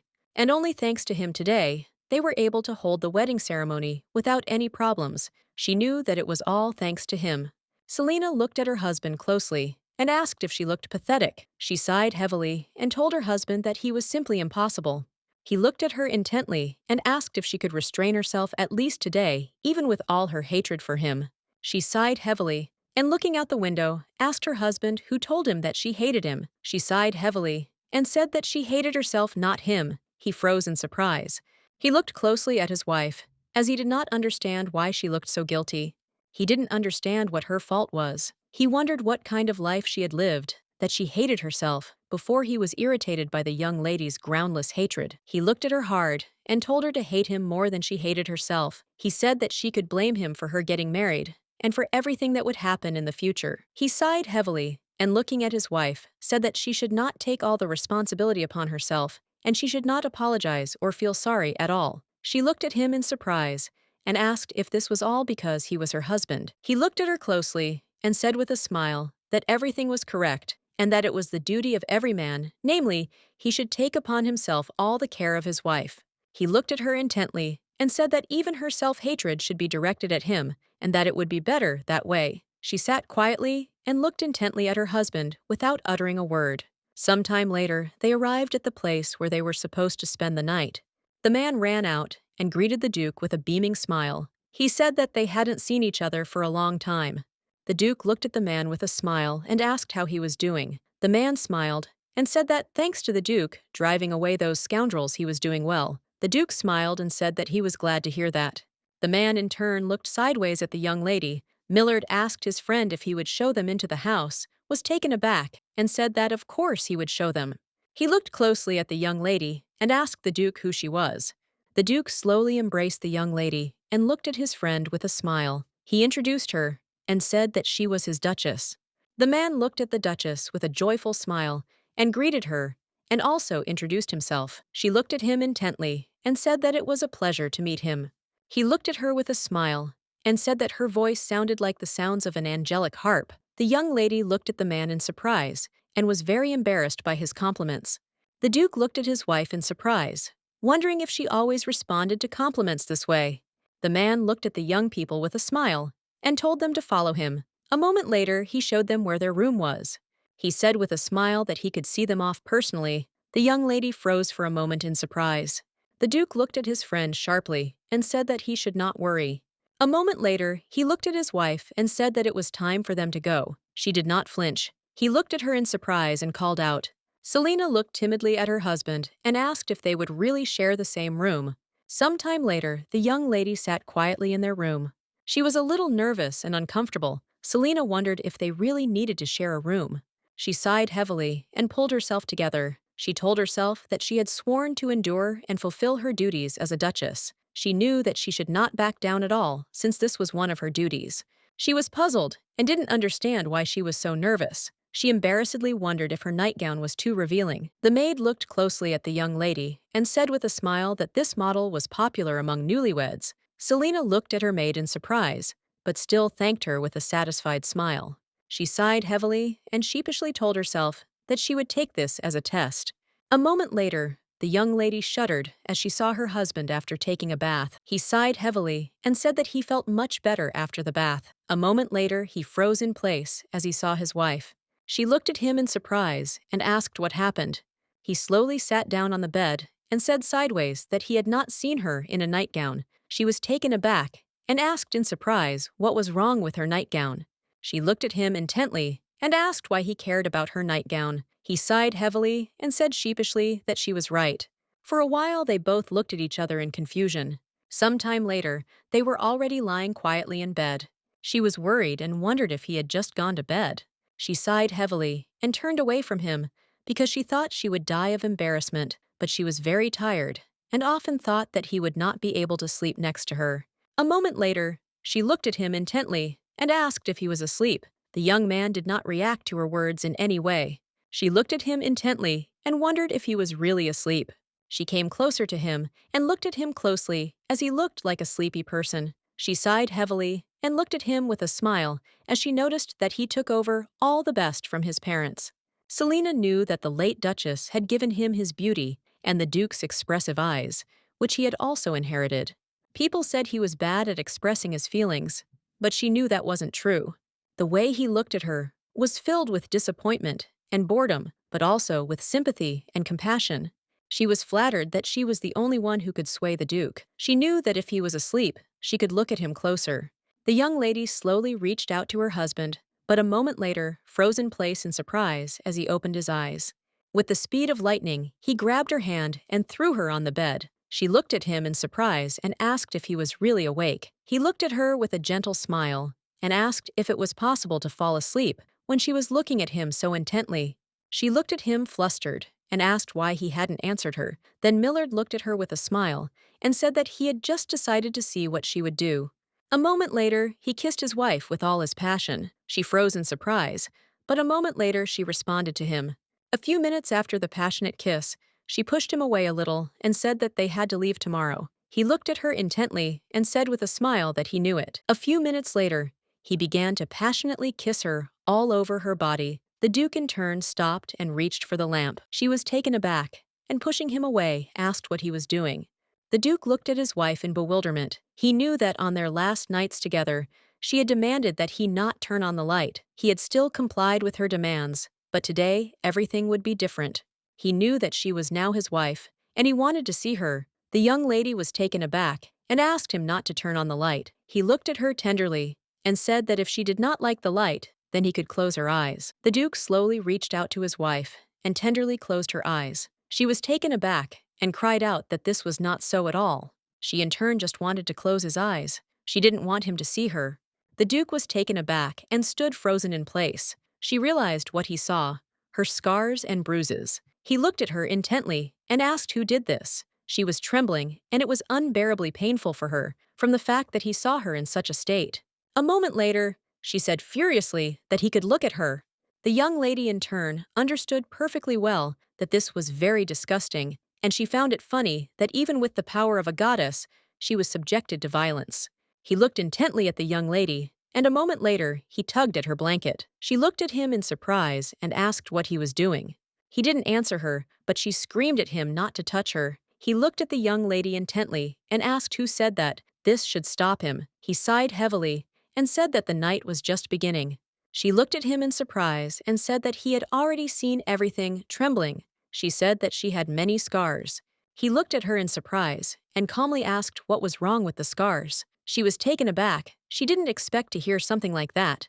A moment later, the young man tenderly kissed his wife's feet. Millard looked at her and said that she could not concentrate at all. She was taken aback and looked at her husband with embarrassment, as she did not expect such a thing. He looked at her intently and asked with a smile how she had studied at the academy then. Millard smiled and said that if she couldn't concentrate, he would definitely help her. The young lady looked at him confusedly. She couldn't answer him. After a stormy night, the young lady slept quietly in bed. The young man slowly dressed. He glanced sideways at his wife, who was sleeping quietly in bed. The man looked sadly at the Duke and said that it seemed he was leaving very early. He did not know when they would be able to see each other again. The Duke smiled and said that they would stop by again sometime. A moment later, the Duke handed the man a note and said that it contained the location of a gambling house where people were traded. The man was taken aback, as he did not expect to hear such a thing. The Duke looked at him intently and told him to find out more about it. The young lady in turn stood quietly on the shore and gazed intently into the distance. She was a little surprised, but at the same time, glad that this place was very quiet. She knew that if she looked back, her life had been constantly noisy. Some time later, the Duke approached his wife and called out to her. He looked at her intently and asked what she was thinking so hard about. He looked at his wife with a soft smile and asked if she would like to take a little walk. She looked at him intently and agreed. She looked at her husband in surprise and asked why they went to this place on their honeymoon. Selena said that it was not a well-known tourist destination, and it was even quite cold here. He smiled and said that the prince recommended this place shortly before the wedding, and it was related to their work. The young lady sighed heavily. As she understood everything, she knew that the honeymoon was just an excuse, and they were only in this place because of work. She looked at her husband closely and said that she understood everything, and also asked where they should begin their investigation. He asked, surprised but smiling, if she was disappointed. Selena looked at him in surprise and asked why she would be disappointed. He looked at her closely and said with a soft smile that he actually had many options, but he chose this place because it was his mother's homeland. The young lady was taken aback and looked at him closely because she did not expect to hear such a thing. She became quiet for a moment, ashamed of the words she had said earlier. She looked at him intently and timidly, said that it was very beautiful here, and also there were few people and the air was clean. She smiled sweetly and said that here was the most beautiful sunset she had ever seen. The Duke looked at her with a soft smile. Selena would like to add a few more words about this place. A moment later, she looked at her husband in surprise as he extended his hand to her. He smiled tenderly and, looking at his wife, asked if she would like to look around a little first. Millard looked at his wife intently and said that, after all, this was their honeymoon and they could forget about work for a while. The young lady in turn agreed with him. She slowly took his hand. Some time later, they were sitting in a nondescript establishment. The young lady looked around intently and said that there was a completely different atmosphere in the port. He smiled and looked at her intently and said that it was all because there were people here. He sighed heavily and said that he would not give up on life even if the port was closed. She looked at him intently and said with a smile that it was amazing. He looked at her in surprise and asked what she was talking about. She was taken aback and asked if she had really said that out loud. He looked at her with a gentle smile and said that it was exactly like that. He asked what surprised her so much. She smiled and said that she was surprised by the very conversations people had because they were talking about family, about their boss, or about what would happen tomorrow. They were worried about how to get money for a drink. She smiled and said that this calmed her down. The Duke looked closely at his wife. He smiled and said that she also thinks about what she will have for breakfast, for example. She looked at her husband with a smile. She knew that what really worried her were those who had escaped death. She felt like her head would soon burst from thoughts of how to get the potion from the magic tower. She wondered if she didn't have the power, would she be like them? She wondered if she would have worried about breakfast. Then she wondered if she would have gossiped. She also wondered with her friends about men. It all seemed very ordinary and simple to her. She froze in place with embarrassment and wondered why she had imagined the Duke as her husband. She was puzzled and very confused. Selena wondered if she really had no imagination at all. The Duke looked at his wife in surprise and called her. He sighed heavily and said that they would not be able to live peacefully now if she did not exist. He smiled at his wife and said that she was protecting the borders with the power of the goddess and saving the country from disasters. He looked at her intently and said that she had to give up her ordinary life in order to protect their country.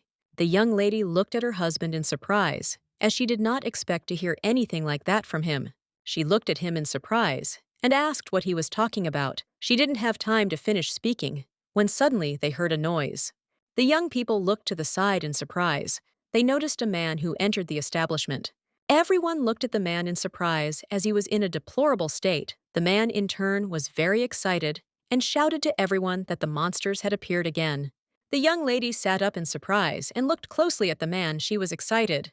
A moment later, she turned her gaze to her husband. She wondered if this was about the monsters that the prince had told her about earlier. The Duke looked closely at the people walking around the city. He sighed heavily and said that it looked like what the prince was talking about. He was puzzled. The Duke said that they looked much worse than he imagined, and they could not even be called human. He looked at them closely and said that the prince had previously warned them that the disease was transmitted through a bite. He looked worriedly at his wife and asked if anyone among those who ran into the pub had been bitten. She looked worriedly at him and said that she did not know this since she had not had time to look at them. She was a little agitated and said there was a commotion in the pub, and she ran out straight away.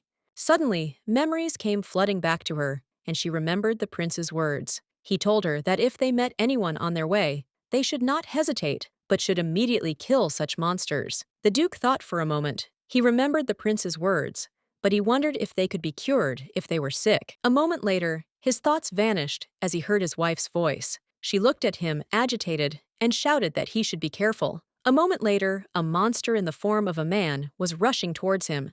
With lightning speed, the Duke dodged the monster's attacks and easily struck him. The monster growled. The Duke sighed heavily, and looking at the monster said that it looked like it would be difficult. He looked at his wife and shouted that the prince had ordered them to kill them on sight.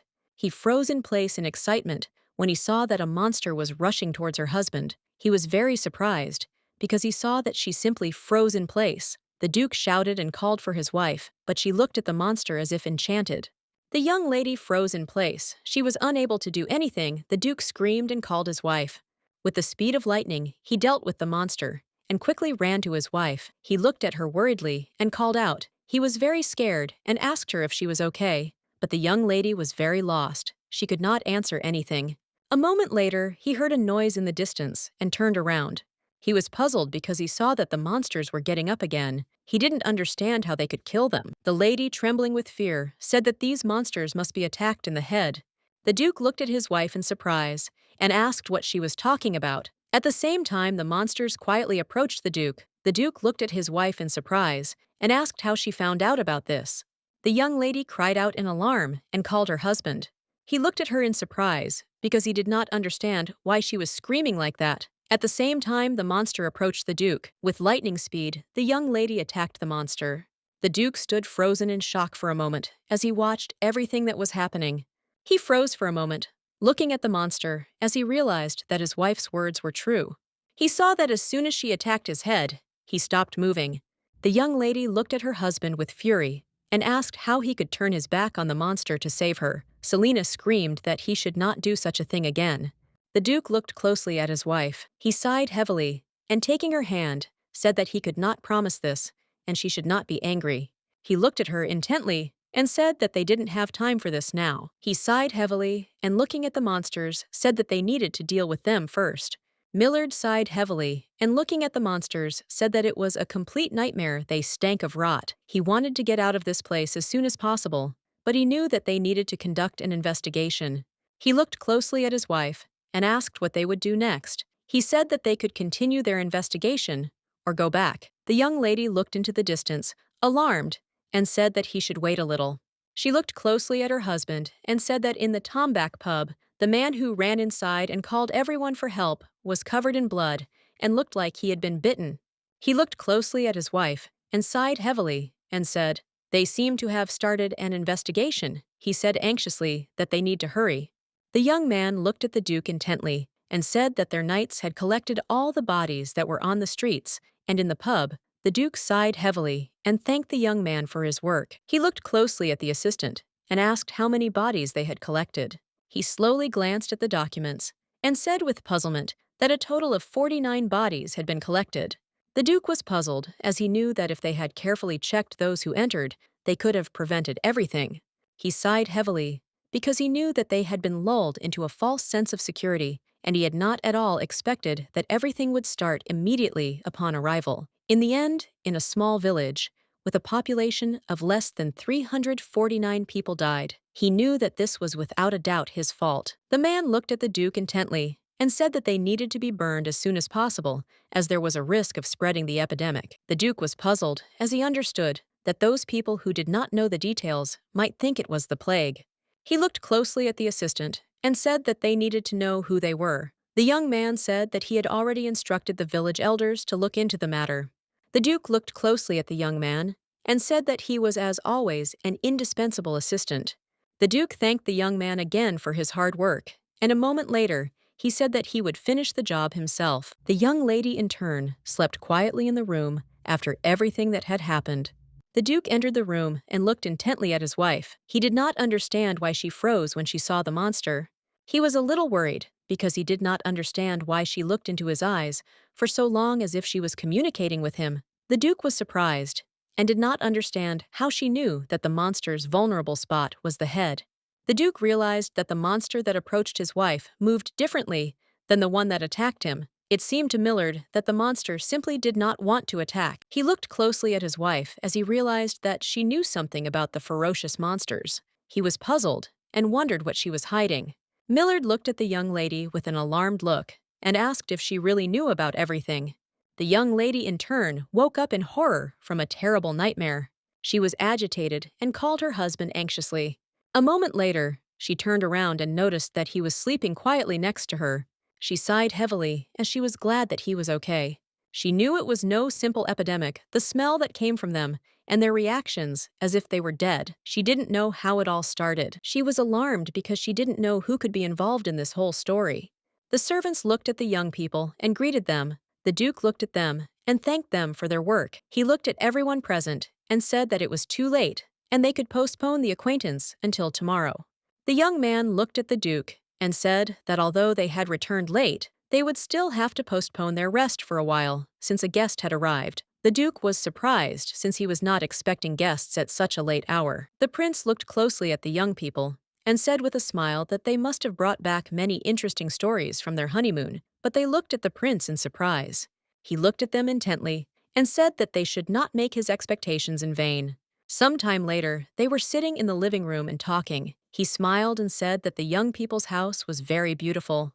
He looked at the young lady closely and asked her how she liked the new house. He smiled and said that the Duke had worked hard on it. She looked at him closely and said that he could not have come without work at such a late hour.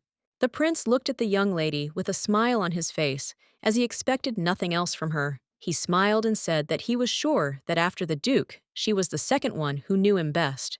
He sighed heavily and said that it was finally time to go to the magic tower. The Duke looked at them intently and said that before they read the materials, he would like to say something. He looked at the young lady and said that during their investigation, he had learned the following. She slowly began to read the documents. He sighed heavily and said excitedly that those who escaped death appeared suddenly and they did not die, no matter how many he wounded them. He glanced sideways at his wife and said that they had a vulnerability. He looked closely at his wife and said that their weak point is the head, and they have already taken measures, and they are also carefully monitoring that the information does not leak out. The prince sighed heavily and looking at the Duke said that he had no idea how he had done it. He said that he had actually thought that he would come and listen to something interesting, namely what had happened during their honeymoon, but it turned out that many terrible things had happened. He looked closely at his friends and said that they needed to deal with this quickly. He was a little worried because he knew that this disease was spreading quickly, and if it continued like this, the entire empire would soon be infected. Selena looked closely at the prince and asked if this was all the materials they had on the case. He sighed heavily and said that it was all true. She thought for a moment as if the magic tower was connected with monsters, they would have hidden this information. She said that these materials were completely useless. She looked at the prince intently and said that the internal diagram was also meaningless because it deformed their appearance and changed their shape, sighed heavily, and said that it was not enough. A moment later, a servant came to them and said that she had just received a letter from her father. He looked hard at the Duchess and said that he had been told that it was very urgent. The prince looked at the young lady and said that her father knew how to surprise. He was surprised and did not understand how he could have chosen the right moment and sent the letter on the very day they returned from their honeymoon. The young men were taken aback and looked at the young lady in surprise as she accidentally broke the cup. They looked at her closely and asked her anxiously if she was okay. The young lady in turn was trembling. With the speed of lightning, she stood up and leaving said that she would ask someone to clean up. The Duke looked at his wife with excitement and asked her to wait. The prince sighed heavily and said that all he had to do was just ring the bell. He looked at the Duke in surprise and asked if he had done something wrong. The Duke looked intently at the prince, but said nothing. The young lady, in turn, slowly opened the door and watched closely to make sure no one was coming. She knew that everyone was already asleep, and she just needed to quietly go to her room. The Duke looked at the young lady intently and said that it was too late. She shuddered, as she did not expect to hear his voice. He looked at her intently and said that she had suddenly returned to her family and had only returned the following night. She looked at him excitedly, as she was a little scared. A moment later, the young lady asked her husband for forgiveness. He looked at her intently, as he saw that she was very worried. She looked puzzled, and said that she knew that, as a housewife, she had a lot to do. She looked away from her husband, and said that it would be better if they talked about it tomorrow. A moment later, she screamed, as he suddenly picked her up in his arms. She looked at him in surprise and asked what he was doing, and also asked him to put her down immediately. He looked at her intently and told her that she should be quiet if she didn't want to wake everyone up. The young lady, in turn, looked at her husband with embarrassment, but did not answer. Sometime later, she was sleeping quietly in bed. She slowly opened her eyes to see if her husband was nearby. A moment later, she was taken aback as she saw her husband standing next to the bed and looking at her intently. She sighed heavily and said that they would talk about everything tomorrow. He sighed heavily and said that he knew what he had said, that he would not ask, but he did not say that he would pretend that he did not know anything. He looked closely at his wife and said that it seemed that she was not going to tell him anything. He said that in that case he would find out everything himself. He looked at his wife with irritation and said that she could hide it as best she could. As he left, he said that he didn't care at all what it would be, but he would not sit idly by if he found out. The young lady, in turn, sat quietly and looked intently at her husband. She wondered if he had found out anything. She was puzzled because she knew that this simply could not be. She was worried and thought that perhaps she should have told him where she was going and when she would return, but she didn't know what to say. She understood perfectly well that because of the blood pact she had to go where she didn't want to go at all. She was furious with herself because she knew there was no way she could tell him that. The maid looked at the master with excitement and said that it was not even surprising that the servants simply could not keep up with them. The young man was in shock. He did not understand how much time had passed since their wedding, and they were already leaving the house. Millard looked at his assistant and, with a soft smile, said that he was staying here so he could be at peace. The Duke also thanked his assistant in advance for his work. The young man was in shock. He did not understand how he could cope with such a huge mansion. The maid looked at the young lady with concern and, with tears in her eyes, said that her health was not very good. She wondered if they really had to travel so far. She shouted that it was a magic tower, and it was very far away. The Duchess smiled and said that she would be fine. The Duke looked closely at his subordinates and said that if anything urgent came up, they should inform the prince about it. He looked closely at the young people and said that the prince would definitely help them. The Duke looked at the coachman and said that they needed to stop at the palace first. The young people looked intently at the prince. They were surprised and did not understand what he was doing there. He looked at them with a smile and said that he had finally waited for them and they had come. The prince looked at the young man and said that he was in a great hurry and also told his friends that this was the man who would lead them to the magic tower. The young wizard greeted them timidly. The Duke looked at the young man with surprise and calm and said that there was still an eternity until the appointed time. The young wizard timidly said that the master of the magic tower had moved the time. He said in a frightened voice that time flowed differently in the magic tower, and in order not to be late for the event, they needed to hurry. The Duke froze in surprise for a moment when he heard about the owner of the magic tower they had not yet met, but he was already disappointed. He was already very worried about their week-long stay in the magic tower. He looked closely at his wife and asked if she was ready. The prince looked at the wizard with a smile and said that before they left, they needed to talk. He asked the wizard if he could move away a little. The wizard timidly said that he could not object to them and they could talk as much as they wanted. He, trembling with fear, said that time was running out for them. The prince smiled and said that it was a simple greeting and he did not need to worry. The prince looked at the young men closely and said that they should greet each other. A moment later, he said that he had placed several tools in the suitcase and he asked to get them from a magician who works in the shadows and they should not be traced. The young lady looked at the prince with concern and asked if he was talking to people who were too dangerous. The Duke looked at the prince closely and said that he did not have to do that at all. The prince sighed heavily and said that he trusted them, but if his doubts were true, then the magic tower was a place beyond imagination. He looked at the Duke intently and said with an innocent smile that foresight was the key to success. The prince looked closely at the young lady and said with a smile that they needed a little time since men needed to talk secretly about their own things. She looked at them in surprise and asked if they were really playing friends again. She said that it was difficult for her to watch, so she would go. The prince's face changed, and looking at the duke, he called him. The prince looked closely at his friend and told him to keep an eye on his wife, and most importantly, more carefully. The duke looked at the prince in surprise and asked why he should look after his wife. The prince told his friend that he had not told him what happened on their honeymoon. The prince looked at him and said that he did not think that the duke had hidden it on purpose, but rather that he had simply not told him. He looked intently at the duke and said with fury in his voice that they should tell him everything that happened in the magic tower. He said that they should not hide anything from him.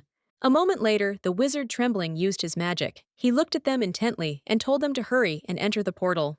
A moment later, the young people slowly entered the portal. Sometime later, they were already in the magic tower. The young lady was surprised because the wolf saw the magic tower. Frome was standing nearby, and the prince advised him to pay close attention to her, and the man standing opposite her was Admiral Dictrick. The duke looked closely at everyone present and said that everyone was already here. A moment later, they were greeted the young lady startled when she heard someone's voice. The young lady looked closely at the young men and greeted them with a smile as they entered the magic tower. She smiled and said that her name was Lilac. She looked closely at the young people and said with a smile that she would take care of them while they were in the magic tower. The young lady was taken aback for a moment as she did not hear the sound of footsteps and could not even imagine that someone would approach them so silently. The lady handed them a small bell. She said that if they needed anything, they could ring it at any time. The duke in turn stood next to his wife, blocking her with his body. He was in no hurry, but he took the bell and thanked the young lady, and also said that he was interested in knowing the schedule. She smiled and said that she would be happy to answer all their questions. She said that in the near future, they would have the opportunity to attend a banquet organized by the Lord of the Tower. Lilac looked at them with a smile and said that first, they would have to wait a little in the hall, and when the banquet began, they could go to the banquet hall. She smiled and said that after the banquet, they would also be shown to their room. She said that if they wanted to go back, they could just ring the bell, and she would personally escort them. Then the next day, there was a planned tour of the magic tower. Selena looked at her closely and asked if this meant that after the banquet was over, they would have free time until tomorrow. She smiled and said that everything was correct, and the lady said that she was very smart. She looked at the sorceress in surprise and asked if this was really the answer about the schedule. The sorceress said that the information that a person can remember is limited. Unimportant information is not remembered, and what was said earlier they can easily remember for today. She looked closely at the Duchess and said that she would tell them about their further schedule a little later in the afternoon. Selena looked at the young sorceress in surprise, since she had just been told that she was very smart. The Duke looked at her and said that he would like to hear everything at once. The sorceress asked the Duke for forgiveness and said that she could not do this, since this was the principle of their magic tower. And in addition, there were certain rules that they must follow while they were here. They were not allowed to wander freely around the tower. She looked closely at the young people and said that they might be interested in the various magical places in the magic tower, but even wizards do not know all the spaces that are there. She said that if they get lost, they might never find their way back. Selena was taken aback, as she did not expect this. The Duke stood between them again and looked intently at the sorceress. He said that he understood everything. Millard looked at Lilac and said that if she had nothing more to say to him, she could bring them a drink. Millard said they were in such a hurry that they couldn't even have a cup of tea. Lilac sighed heavily and said that she would do everything now, and they needed to wait a little. Some time later, they sat waiting for the sorceress. The Duke looked at his wife closely and said that he understood perfectly well that she was very nervous because everything here was suspicious. But he asked, how about Togo changing his expression a little? She looked at him in surprise, asking what he was talking about. He said that they had just recently gotten married, and they had to pretend to be a happy couple in love who had been invited to a magic tower, and so it seemed to him that they should at least pretend a little. The young lady in turn glanced sideways at the sorceress, who slowly walked towards them with drinks. She sighed heavily and said that she would do everything now. The Duke looked closely at his wife and asked if she was out of the way. He asked if she could be at the banquet. The sorceress was taken aback and looked closely at them. The young lady said that, as a guest invited to the magic tower, she could not simply not go to the banquet. He looked closely at his wife and said that if she asked the sorceress nicely, she would be taken to the room. She told her husband that she would wait, and therefore she would not embarrass the sorceress. The young sorceress was a little puzzled as they were beaming with love. Selena looked closely at her husband as she understood that he was a very bad actor. She looked at him lovingly and called out. He mentally said that it didn't make any difference now, but in turn, he looked at his wife with embarrassment and called her. The young lady slowly approached the young men and, asking for forgiveness for interfering, said that she had accidentally overheard their conversation. She said that before the banquet began, they should greet the Lord of the Tower and rest. She asked if they did not mind. She smiled and said that she would explain everything to them. Now Selena looked at her husband with a radiant smile, since she wanted to leave the banquet for a short time, and she succeeded. Some time later, the newlyweds closely followed the sorceress. Selena had been counting the steps since they left the living room, as she knew perfectly well that it would be easier to find the office of the head of the magic tower, but she knew that they would hardly reveal the location of his office so easily. A moment later, the young sorceress said that they had already arrived at the place, and she would wait for them outside. She slowly opened the door, and they were blinded by the radiance. The young man looked at them intently and greeted them with a smile. She looked at him in surprise and wondered if this man was the head of the magic tower. She was surprised because he looked like he was the same age as them. The young man slowly reached out to the young duchess and introduced himself. He said that he was the assistant to the head of the magic tower. She looked at him in surprise as she understood that he was not the head. The duke, in turn, shook the young man's hand. He looked at him menacingly. Falahik looked at the young men with a smile and said that they sincerely welcomed the two of them. The duke looked at the young man and said that his wife was very tired, so they would like to meet the owner of the tower as soon as possible and rest if possible. The wizard smiled and said that they should not worry about it since he was now taking them there. A moment later, he used his magic and a bright light illuminated them. A few minutes later, they found themselves in another room. The young people looked around in surprise. He smiled and said that now, in front of them, was the owner of the magic tower himself. The man smiled and said that he was very pleased to meet them, and he also introduced himself. He slowly used his magic and said that they should come closer. The young people were taken aback in a way they had not expected. The duke looked at the man with concern and said that they wished they had not used magic on them. The man looked at them with a smile and asked if they were really asking the magician not to use magic. He said that it was the same as asking an investigator not to hand over his weapon. The duke said that in a peaceful situation, an investigator has no right to use a weapon. The man smiled and said that after his words, he had nothing to say. He looked at them intently and said that magic was like breathing to him. He looked at the young lady and said that if they felt uncomfortable, then he would not use magic. The young lady looked at him intently and said that she felt uncomfortable. The wizard looked at the young lady intently and said that in that case, he would restrain himself. He looked at them intently and asked if they didn't want to go to the banquet. He smiled and said that the banquet would be very fun, and he also asked if it would be okay for him to show up there for just a moment. She looked at the wizard and said that his assistant said that after meeting with the head of the magic tower, they would be able to rest. He looked at them and said that, of course, if a guest wants to rest, he should be given such an opportunity. He sighed heavily and said that they had put their whole soul into this banquet, so it would be a shame if they missed it. He looked closely at the young lady and said that it would be a very good experience. She looked at the man in surprise and wondered if something would happen in the banquet hall. He looked at her closely and said with a smile that if she still wanted to rest, then they could do so. He said that if they were still interested in something in the banquet hall, then they could call Lilac for help. He looked at the young lady with a gentle smile and said that he really hoped that they would only have good memories of the tower. She looked at him in surprise, and he wondered if that was all. She thought they might be able to learn about the state of affairs in the kingdom or get clues about those who had escaped death. She sighed heavily and wondered why they had been called to the tower if they just wanted to look at their faces and know their names. She was excited and did not understand why they needed to call them to this room.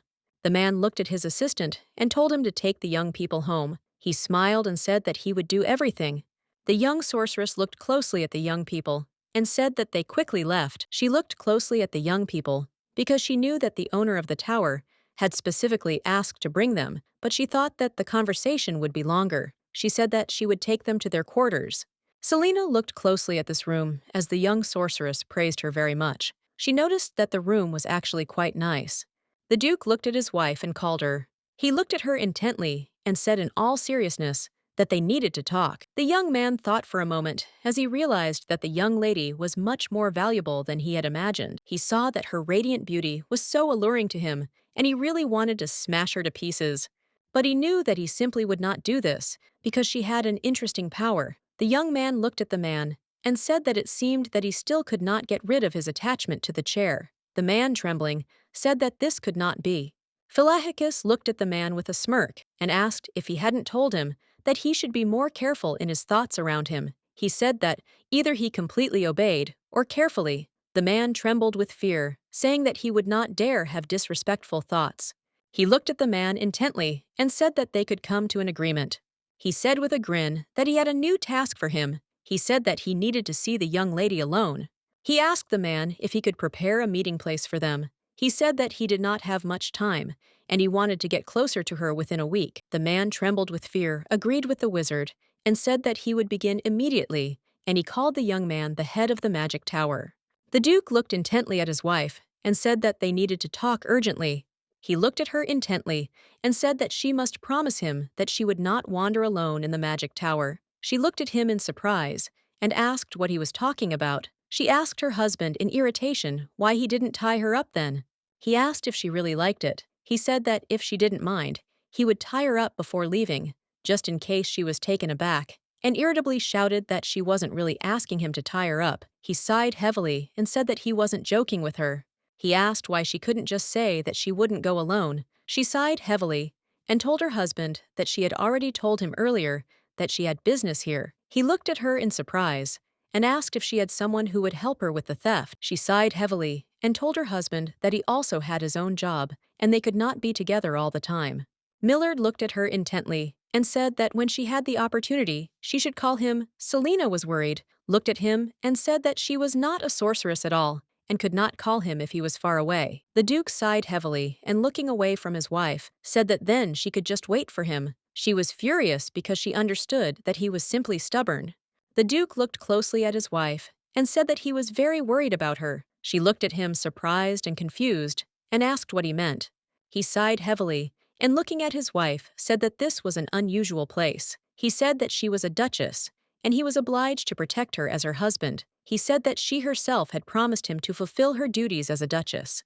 He said that it didn't mean that she shouldn't go alone. It meant that she shouldn't make him worry. He looked at her closely and said that he really hoped that she would keep her word. She was at a loss because she didn't know what to do in this situation. The lady, in turn, did not want to involve her husband in this matter at all. She sighed heavily as she knew that she herself had promised to fulfill her duties. She sighed heavily and said that she would try to tell him about her plans if possible, and if it was necessary, she would offer to go together with him. She looked closely at her husband and said that if he was not there at a really important moment, then she would not be able to do anything about it. He looked at her with a soft smile and said that nothing could be done about it, and all he could do was to always be there for her. Millard looked closely at his wife and, reaching out to her, said that it seemed to him that a little earlier she was hotter than usual. She looked at her husband in surprise and embarrassedly asked what he was doing. He touched her forehead tenderly and said that she seemed to have a fever. He said that they should ask for medicine.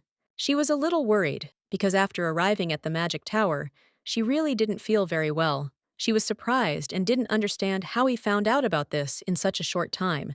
The duke looked at the young sorceress in surprise and asked if they really didn't have any medicine. She sighed heavily and said that magicians don't trust medicines made by pharmacists because they can create more effective medicines themselves. She looked at the duke intently and said that if he described the symptoms, she would call the healer of the magic tower. He thought for a moment, as the more he learned about wizards, the less he liked them. Selina looked at her husband intently and said that she was fine and did not need any medicine at all. He looked at her with concern, as it seemed to him that her voice was hoarse. He understood that it was obvious that she needed a healer. He looked closely at the sorceress and asked if it was possible to immediately meet with the healer of the magic tower. She smiled and said that she would clarify this point since they were more important than guests, and most likely it was possible. He looked at the sorceress intently and said that she should do it quickly. The young lady looked at them intently, but did not answer. A moment later, she looked at her husband and said that she was fine. He looked at her worriedly and said that her face was red. He reached out to his wife and said that he would at least bring her some wet towels. She casually pushed him away and said that there was no need to do that at all. But a moment later, she suddenly felt dizzy. A moment later, her legs gave way and she fell. With the speed of lightning, the Duke caught his wife. He screamed and called for her, but it was all in vain. The young man looked at them intently and said with a smile that he had come just in time. The duchy looked at the young lady with anger and asked why he could not enter. The sorceress smiled and timidly said that she was very sorry, but the duchess's condition was extremely serious and she needed complete rest. He asked angrily if the sorceress was sure that his wife was inside. She smiled and said that of course she was sure, and that was why the sorcerer had come as a healer. He did not even stop to eat or be distracted from his treatment. She hoped that the Duke would return to his room and wait there. She sighed heavily, as she had previously been very happy that she had been entrusted with the care of such a beautiful and sweet couple, but now she was extremely puzzled, as she did not think that it would be so difficult. The Duke said angrily that he needed to personally make sure with his own eyes that everything was fine with his wife. She screamed that this cannot be done, and told him that the door cannot be opened from the outside, only from the inside. He looked at her with fury and said that she was this they would still see. A moment later, he used his magic. The young sorceress was shocked by what she saw, because she understood that he was using the power of the goddess. She heard that the power of the goddess and magic are incompatible. She screamed at him to remove it immediately. The Duke shouted furiously that he would not leave until he saw his wife. The young man looked intently at the young lady, who was sleeping quietly. He knew that every time his expectations were exceeded, he never thought that they would meet so soon. He looked at the young lady with a sly smile, as he knew that his wizard had not yet even had time to do anything. He heard that she was born one of the strongest among all the holders of the goddess's power. He thought that this was most likely the reason why she was so sensitive to magic. The man looked at the head of the tower and asked if he needed to wake the young lady. He smiled and said that there was no need. He looked at him in surprise and asked if he didn't want to see her. He looked intently at the wizard and said that he wanted to see the young ice woman at all. He did not want to talk to her. He knew that the look with which she looked at the wizard was very sharp. He did not know what would happen if those enchanting eyes looked at him with the same look. He looked at the young lady with a smirk, as he already wanted to destroy them. The man looked at the head of the tower in surprise and asked what he said. He smiled and said that he had not called him at all and that he should continue his work. A moment later, the wizard used his blood magic on the young lady. The tower's leader slowly reached out to take the young lady's hand. But suddenly, they were taken aback as they heard some noise. The man excitedly shouted to his master that it was very dangerous, and he would immediately find out who attacked them. The head of the tower looked closely at the man, and I asked if he could leave now.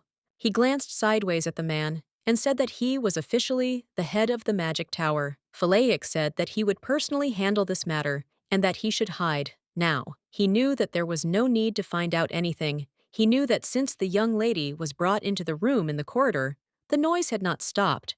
He understood perfectly well that in all likelihood, the Duke himself was the culprit of the commotion. He thought for a moment and wondered if they were already on good terms, as he had heard that the couple had never gotten along.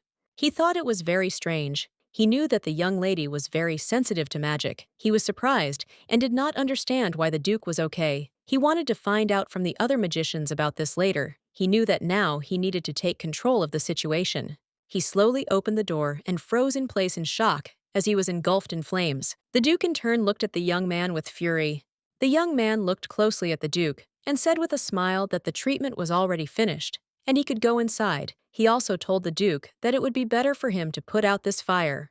The Duke in turn slowly put out the fire and everything returned to normal. The young sorceress looked at her colleague intently and asked for forgiveness. She said that she tried to stop him, but it was all in vain. He looked at her intently and said that everything was fine, and she did everything in her power. He looked at her closely and asked if it was enough for a magician to just do his best. He said that if she put in all her efforts, there should be results. The young lady froze in place in surprise and shock. She did not know what to answer and was trembling with fear.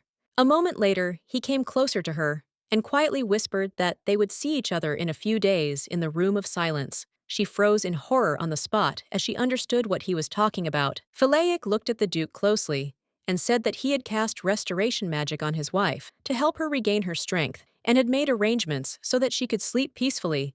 The Duke looked at him closely and said that it seemed like his skills must be very good. He smiled and said that rather, he had many interests and responsibilities, and he simply could not pass by people who were suffering from pain. The Duke looked at him closely and said that he seemed to be in a very close relationship with the tower's owner and even helped with his treatment.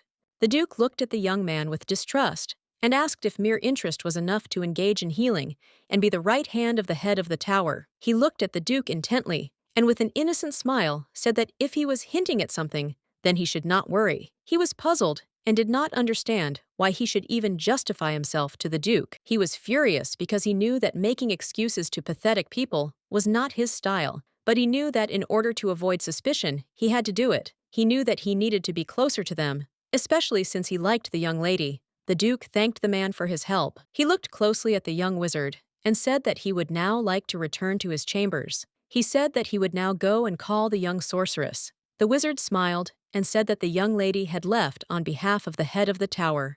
He looked at the Duke with a smile and said that he would accompany them both until her return. The Duke in turn slowly lifted his wife into his arms and carried her into the room. The young man looked at them intently and said with a smile that it was time for them to go.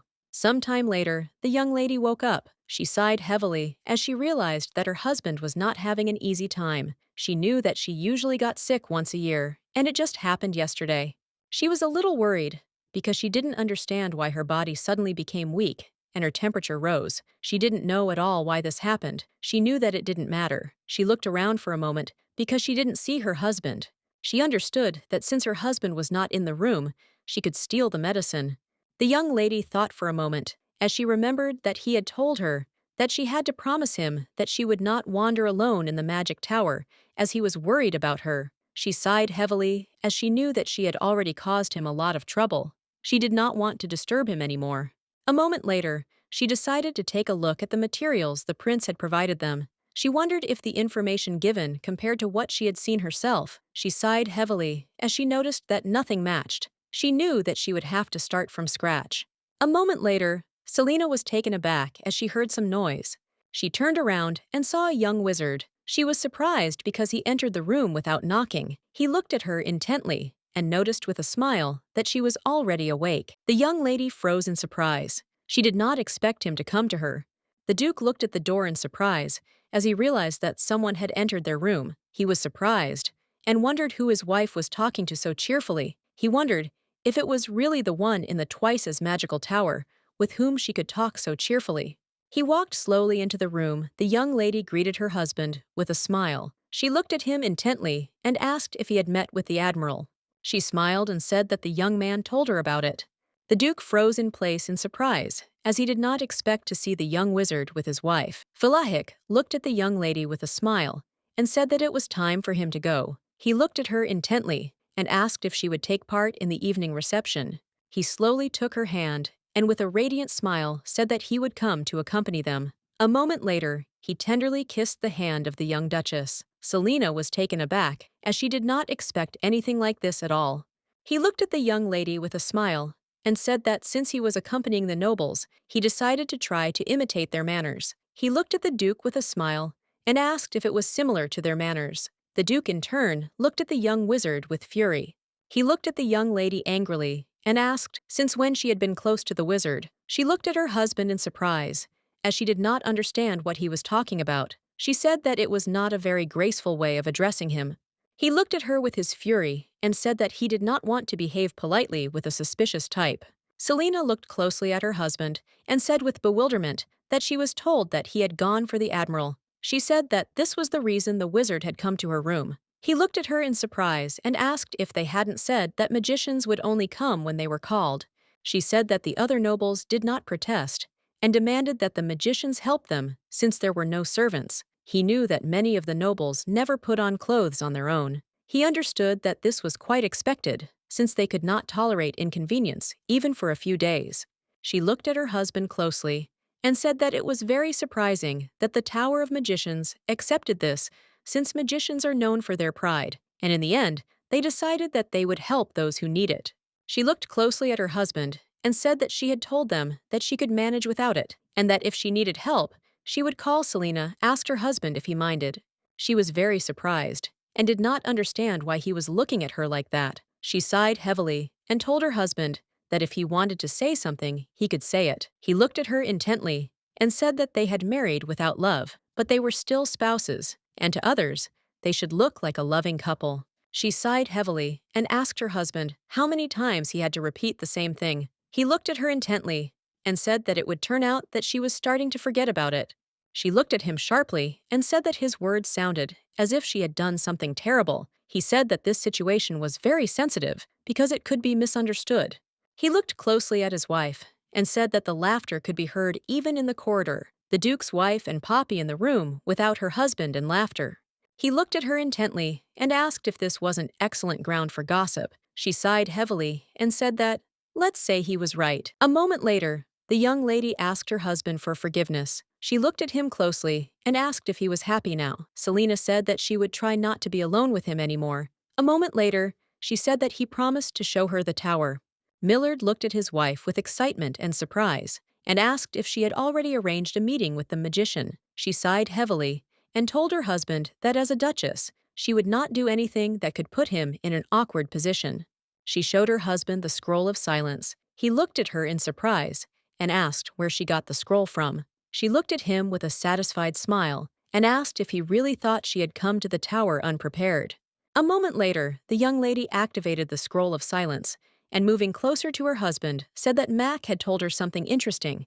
The Duke looked closely at his wife and said that she had used the scroll of silence. He looked closely at her and said that they were in the tower, and the scroll was only for peace, and there was no guarantee that it would work at all.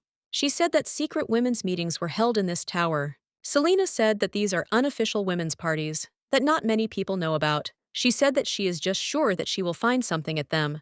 Selena said that the banquet in the tower had started a week ago, and the dates on the invitations were different, and it was very interesting that the difference was not a few days, but the term was a whole week, and they were the last guests. Selena looked closely at her husband and asked what everyone else had been doing in the tower all this time. The Duke thought for a moment as he realized that the Admiral had arrived at the tower a day before them. Millard knew that this was not a place that could be reached by horse or carriage. He knew that all the guests had been transported by magicians, and it was not a matter of distance. He wondered if this meant that the owner of the magic tower had decided the order in which the guests would arrive. He realized that the man did not look like a person who liked jokes or improvisation. She looked closely at her husband and said that something had been happening before their arrival and was continuing to happen, and they needed to find out what exactly. He looked at his wife excitedly and called her.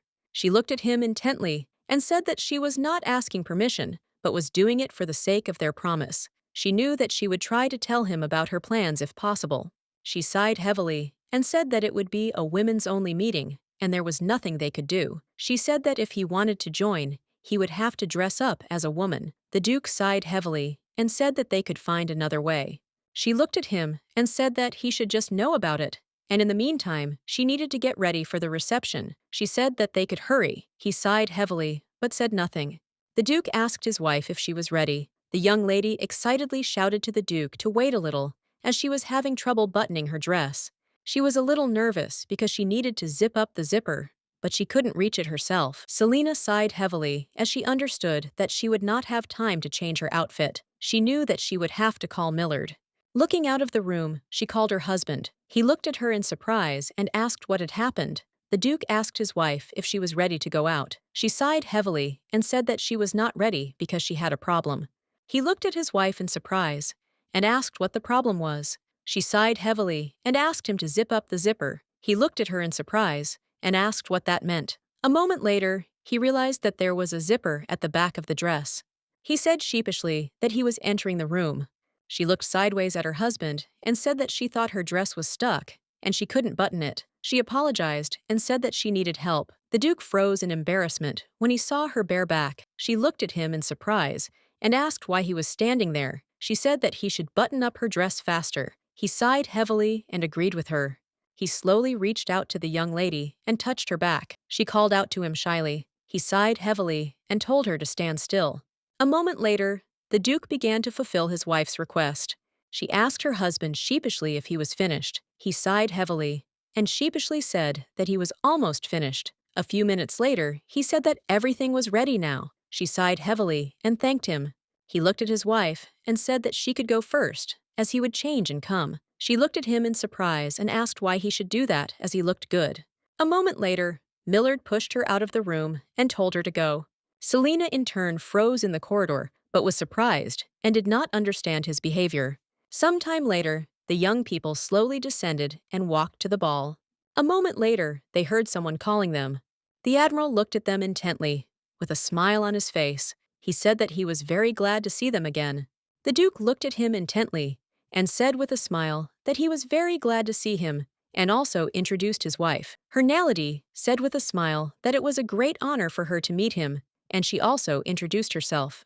The man looked closely at the Duke and said with a smile that it seemed that this was the same beauty he had told her about. He smiled and looking at the Duchess said that she was really beautiful, as he had heard. She was surprised that her husband had told her about her. She believed that it was all because they had to play the role of lovers. They chatted happily for a while. The young lady looked back because she heard someone talking.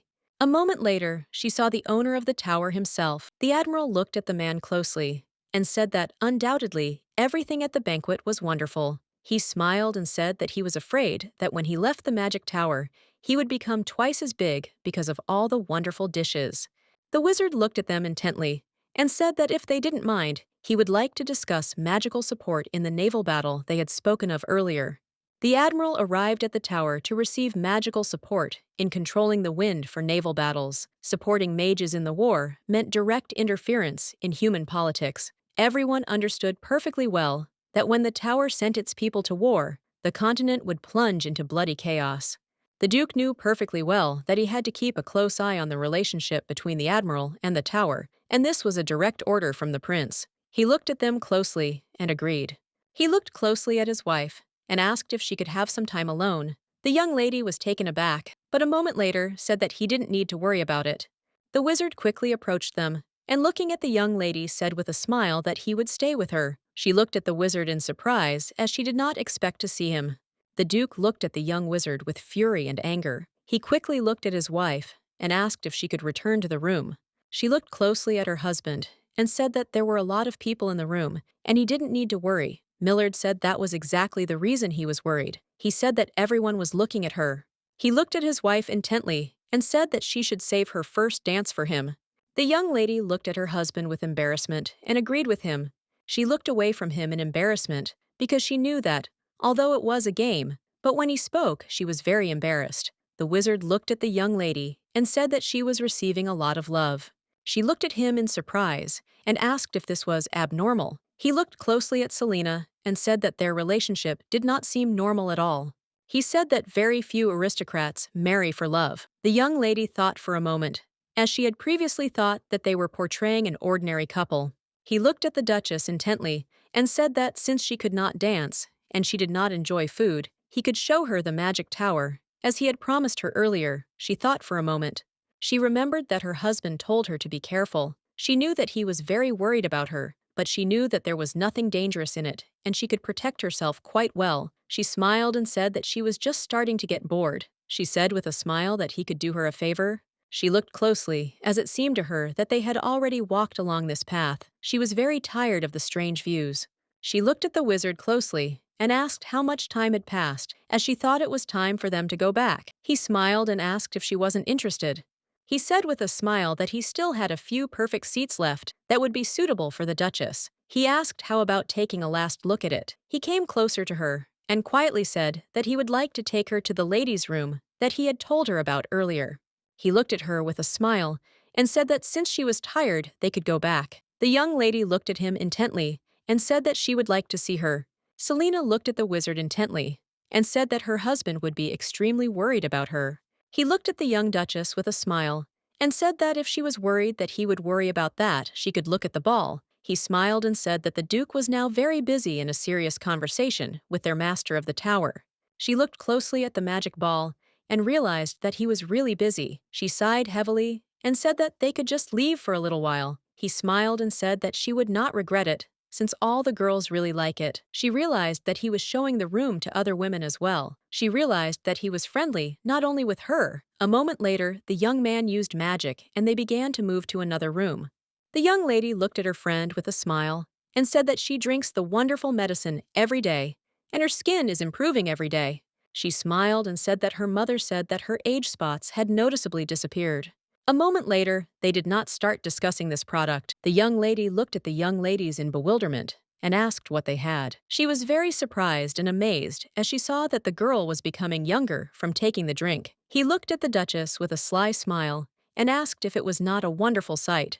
She froze in shock, as she had never seen anything like it before. Since ancient times, the desire to remain young has been a constant goal of those in power. There were plenty of people willing to give whole bags of money for youth. Those who promised to return youth often turned out to be scammers. Alchemists who sold the elixir of youth.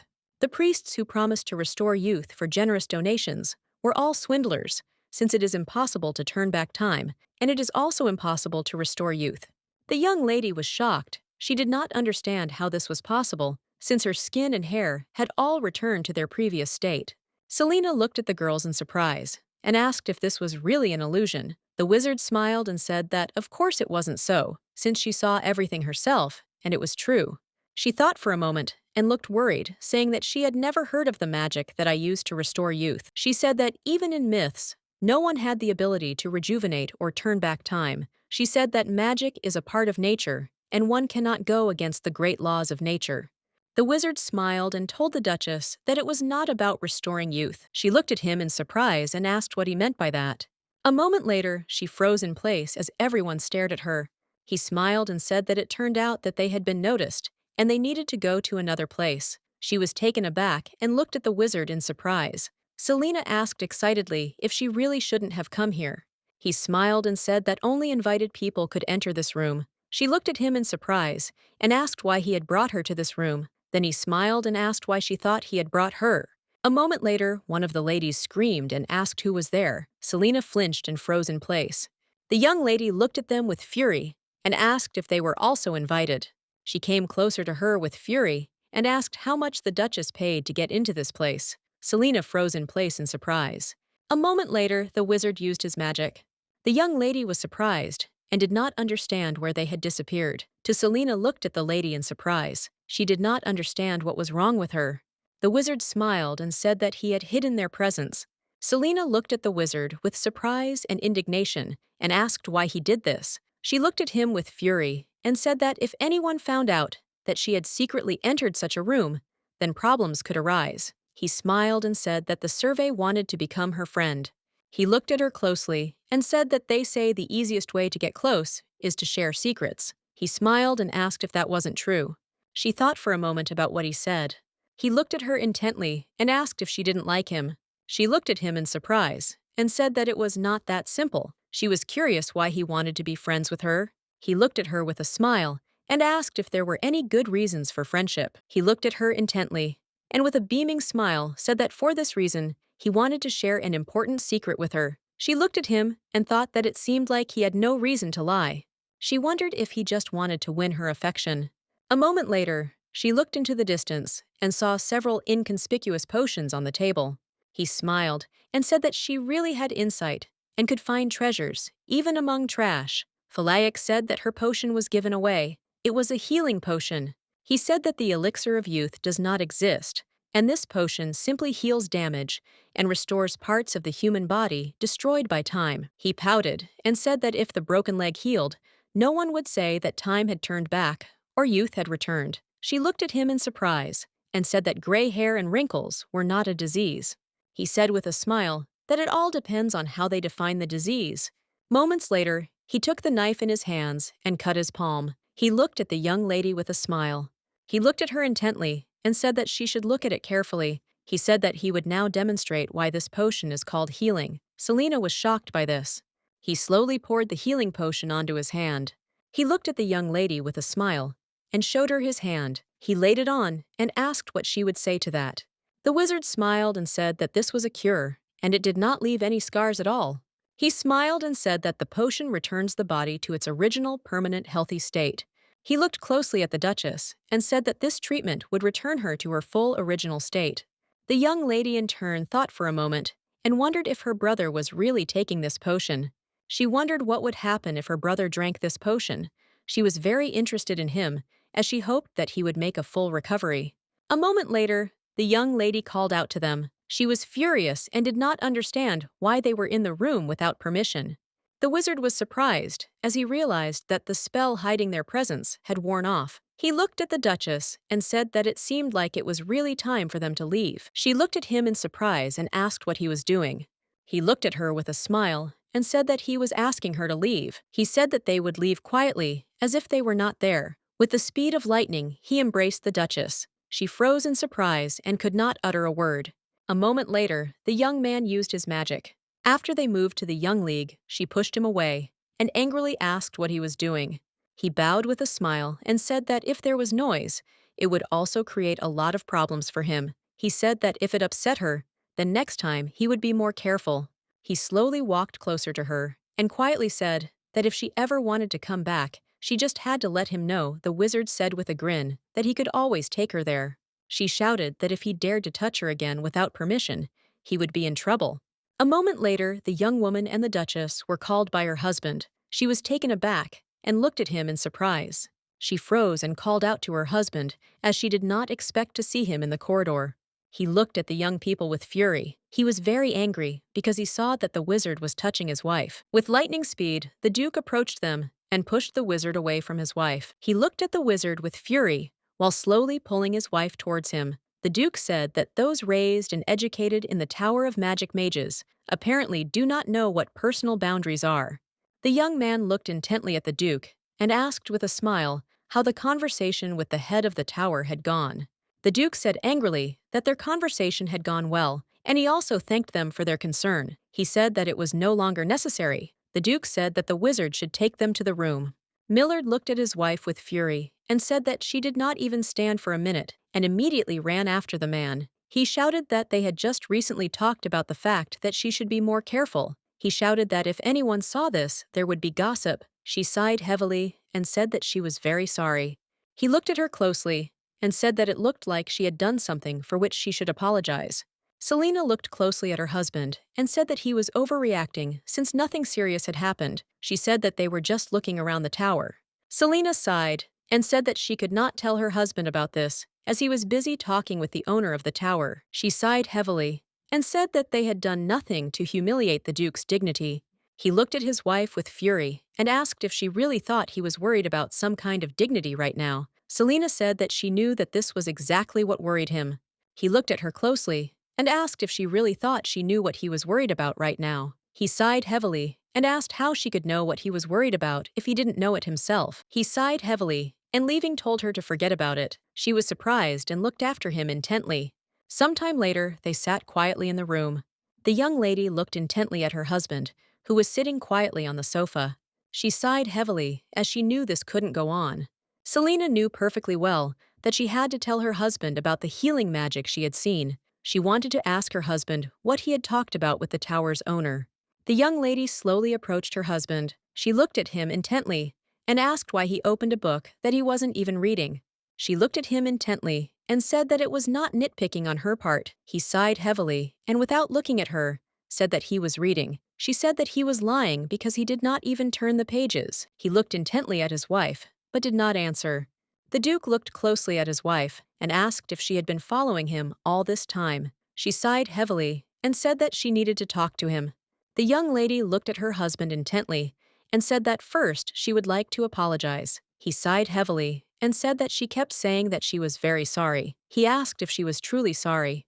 The Duke looked closely at the young lady and asked if she could taste the wine. Selena knew she had done nothing to blame her for, but she knew that in order to complete the mission, someone had to compromise. She knew that her husband was usually the one making concessions. She understood that now it was her turn. She sighed heavily and asked for forgiveness. She said that she was really very sorry. A moment later, the Duke closed the book and told her to sit next to him, and they would talk. He looked at her intently. She was surprised as he pulled her hand, and she sat down next to him with a thud. He moved closer to her. Selena looked at her husband with embarrassment and called him. He looked closely at his wife and asked which side, right or left. Selena looked at him in bewilderment and asked what he was talking about. He looked at her intently and said that he was now talking about the place he touched. She froze for a moment, as she did not expect such a thing. She looked at him in surprise and asked if they hadn't finished this conversation already. She sighed heavily and said that it wasn't that important. He looked deeply into her enchanting eyes and said he wanted to know. She was taken aback and said that it seemed to be on the left. A moment later, he found the wizard's hair on her. He said with jealousy that he thought the wizard had only touched her with his hand, but it seemed that he had laid his head on her. He approached his spouse and said that the hair could only have stuck like that. He looked his wife in the eye with fury and asked what she was doing with the wizard. The young lady looked away in embarrassment and shouted that she hadn't done anything to him and that the hair had simply stuck to her during the teleportation. A moment later, he began to unbutton her dress. She was taken aback and asked confused what he was doing now. He looked at her intently and said that he needed to check everything. Some time later, they moved to the bed. The Duke of Sonia tenderly kissed his wife. She was a little worried because he said he wanted to check something. She was surprised and didn't understand how they got to this point. She looked at him intently, for his warmth was very pleasant to her, and she did not want to push him away. A moment later, their gazes met. The Duke kissed his wife tenderly, and Selina reciprocated. Millard looked at his wife intently and said that she was still thinking about something else. He kissed her with all his passion and said that she needed to learn to concentrate on what was in front of her. The Duke kissed her again with tenderness and passion. She called him. The young lady was a little excited and didn't know what he was thinking about now. She wanted to know how he felt doing something like that. She wondered how she felt right now. She just wanted to end the fight with her husband and just calm him down. A moment later, the Duke called her, but she did not answer. The young man hugged the young lady tightly as he saw that she was ignoring his words. She froze in surprise for a moment as she did not expect such a thing. A moment later, she pushed him away and wondered when his feelings had become important to her. She looked at him intently and told him to get off as she needed to talk to him. She looked away from him and asked if he had calmed down yet. Selina sighed heavily because she thought that most likely she had gone crazy for disturbing him again. She thought that most likely it was the tower where there was no one else except them. He sighed heavily and told his wife that he was not angry at all. He could not explain his feelings to her. A moment later, he asked with sadness in his voice what she wanted to talk to him about. Selina said that Philaek showed her something strange, and he gathered the ladies and sold them a potion. He was surprised because he did not expect such a thing. She said that the potion heals wounds instantly and without a trace. They called the potion a cure, but the ladies used it to maintain youth and beauty. The Duke was agitated, looked at the young lady, and said that it was simply impossible. She sighed heavily and said that she had seen it with her own eyes. He looked at her closely and said that maybe it was just an illusion. Selina sighed heavily and said that she knew he wouldn't believe her. She knew that ever since they arrived at the tower, he had been constantly watching her and trying to control her every move. She knew that he was following her because he thought that she might make a mistake. She was puzzled because he never trusted her. He looked at his wife with alarm and said that she should not look for clues because it was simply impossible. She sighed heavily and said that just because something was impossible didn't mean it couldn't happen. Selina said that just like their marriage, it was entirely possible that there was a thing that could bring back youth. He looked at her intently, asking if she really thought their marriage was completely absurd. She said that if he didn't trust her, he could go and see for himself. He looked at her in surprise and asked what she was talking about. He looked at her excitedly and asked if she really knew how to get there. She smiled a sly smile and looked at her husband. She said that she was not that stupid. She asked her husband if he remembered the fairy tale where the characters scattered crumbs so as not to get lost.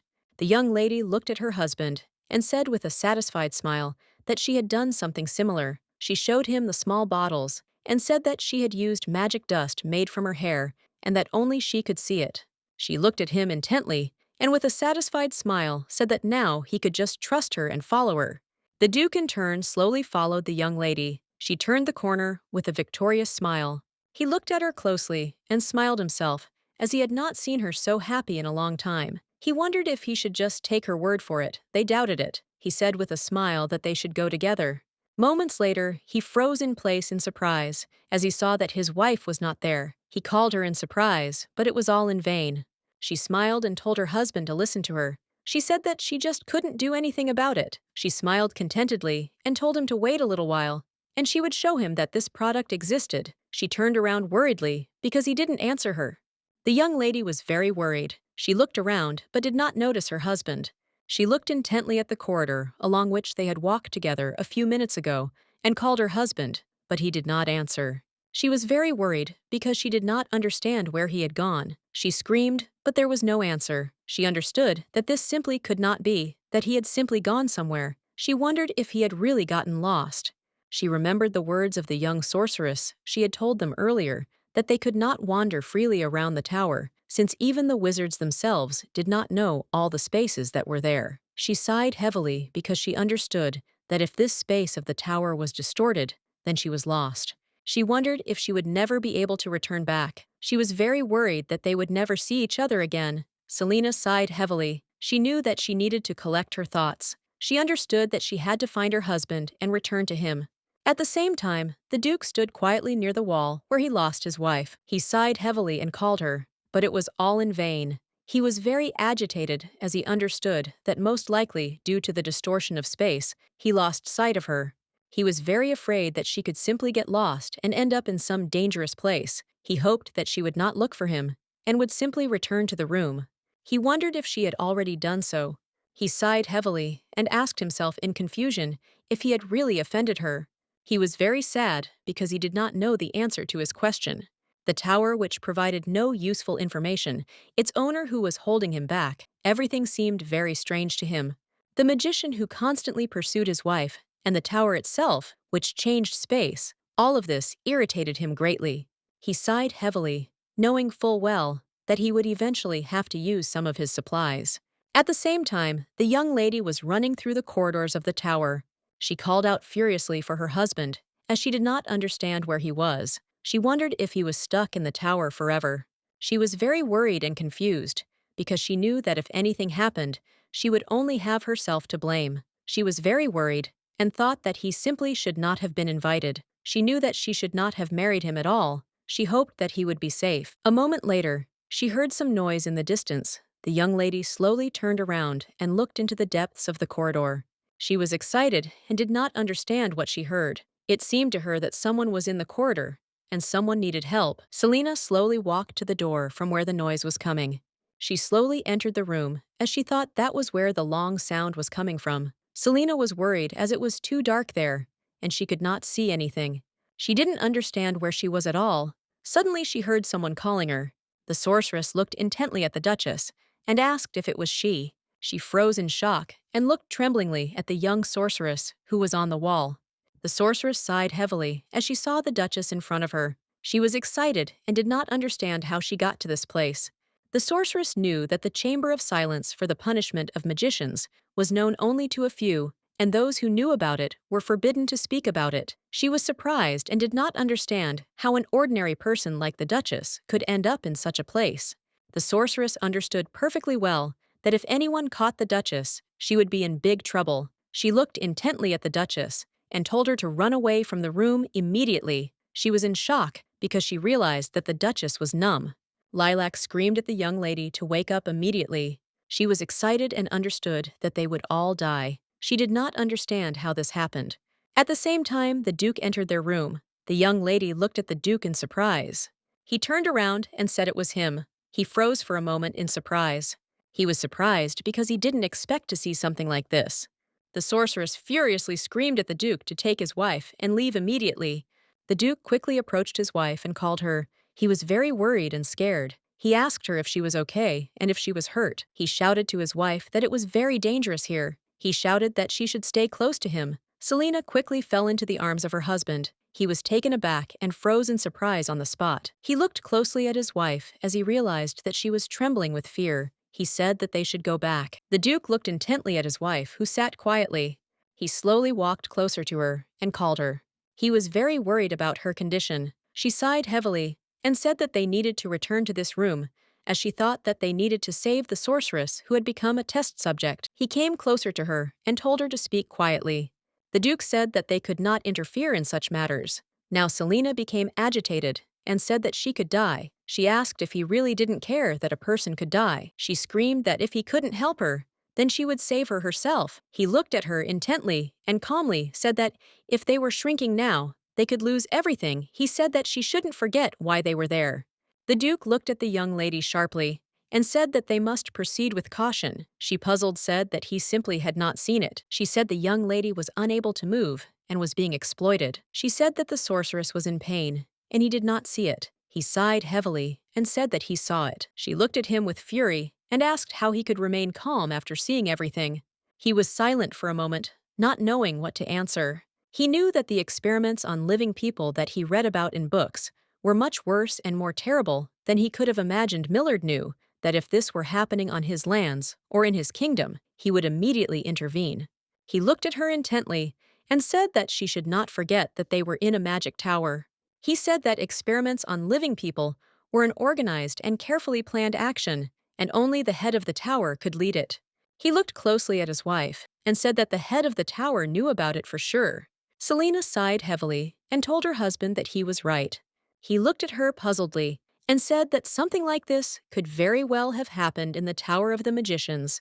He sighed heavily and told his wife to remember where they were going before finding the place she found. He looked at her worriedly and said that frankly they had no other choice and they should just rest today. The young lady slowly opened her eyes early in the morning.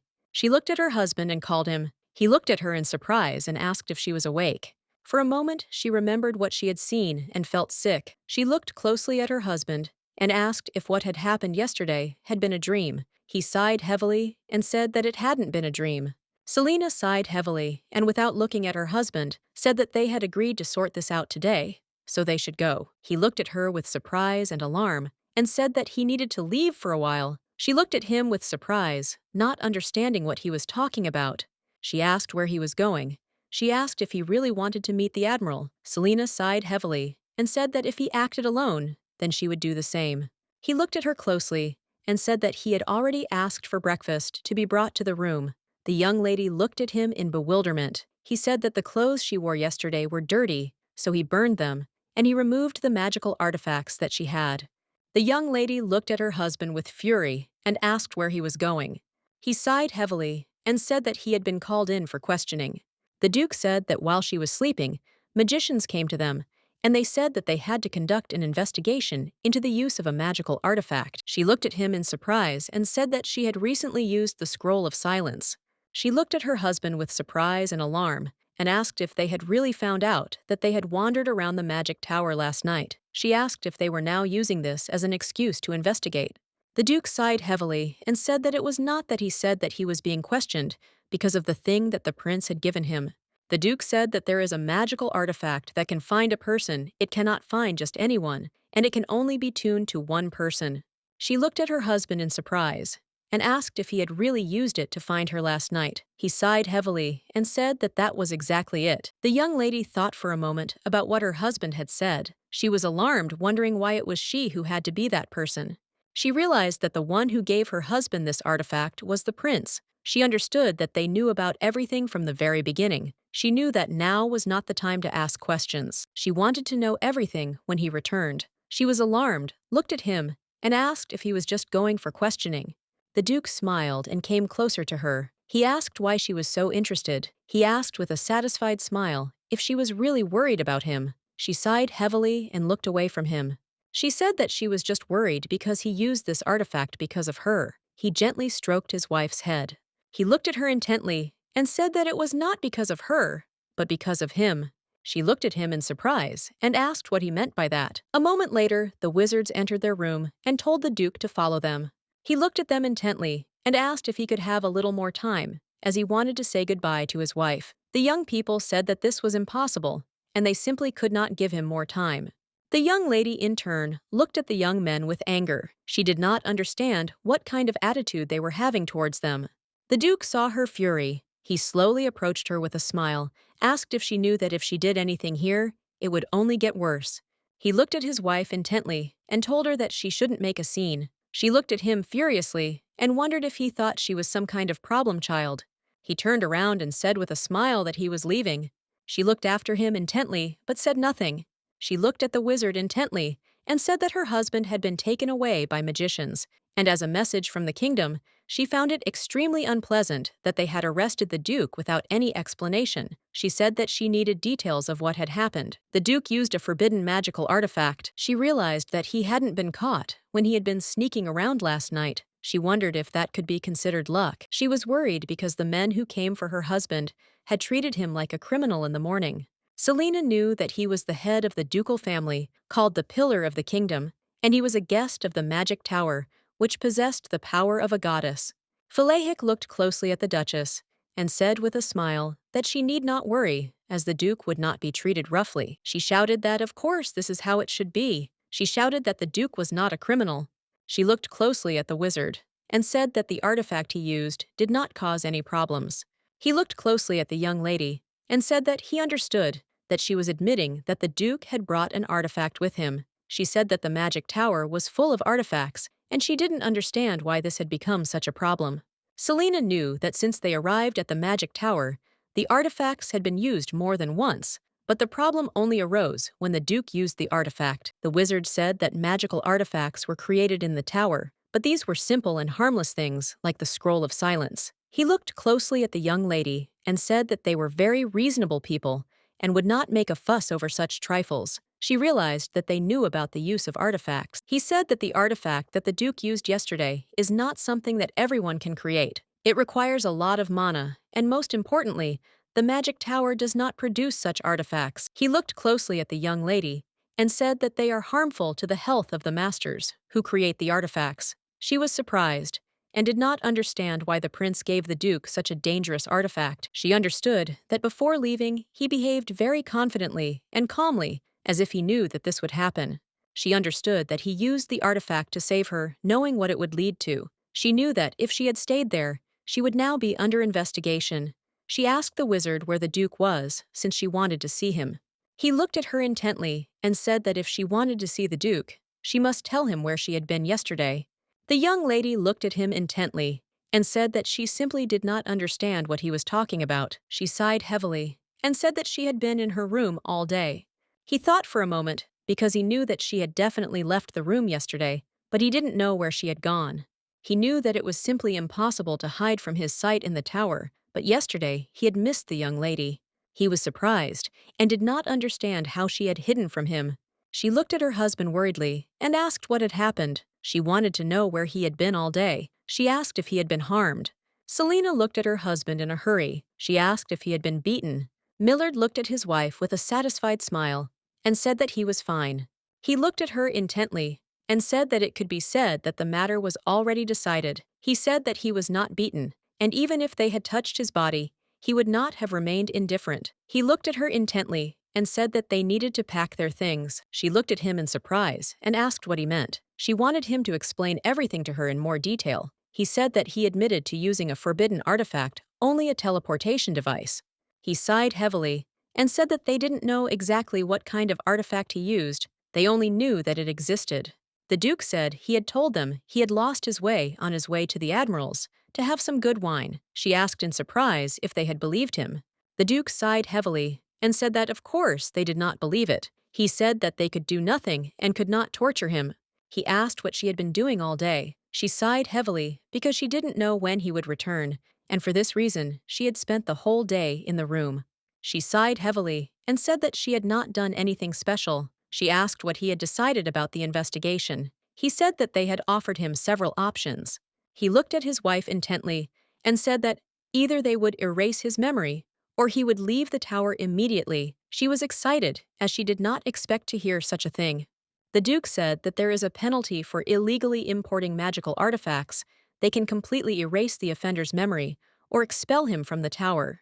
He said that when they offered to erase his memory, he entered into a pointless argument and pretended to be ready to compromise. The Duke said that he agreed to leave the tower. He said that if they didn't like it, they could formally complain to the king, and he would demand his punishment. He said that only the king could punish him because he was a duke. She sighed heavily and said that it looked like they would be leaving the tower tomorrow. He said that was exactly it, and they only had a little time left. The Duke looked intently at his wife and called her. He smiled and asked if she had rested enough today. Millard said that when he was interrogated, he noticed traces of magical research in their rooms. He said that if they searched the rooms, they might find some clues. Selina said they should try. She was excited and didn't know how they would get there. A moment later, the Duke grabbed his wife, pinned her against the wall, and kissed her passionately.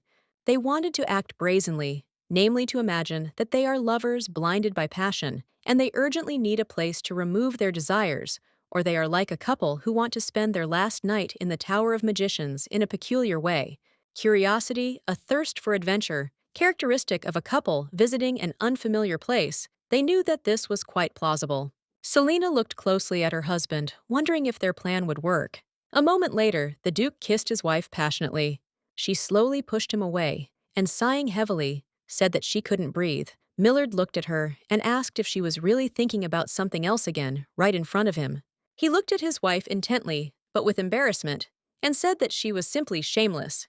A moment later, he kissed her again passionately. She screamed for him to wait a little, but to no avail. She knew it was just an act, but she didn't understand why he was so insistent.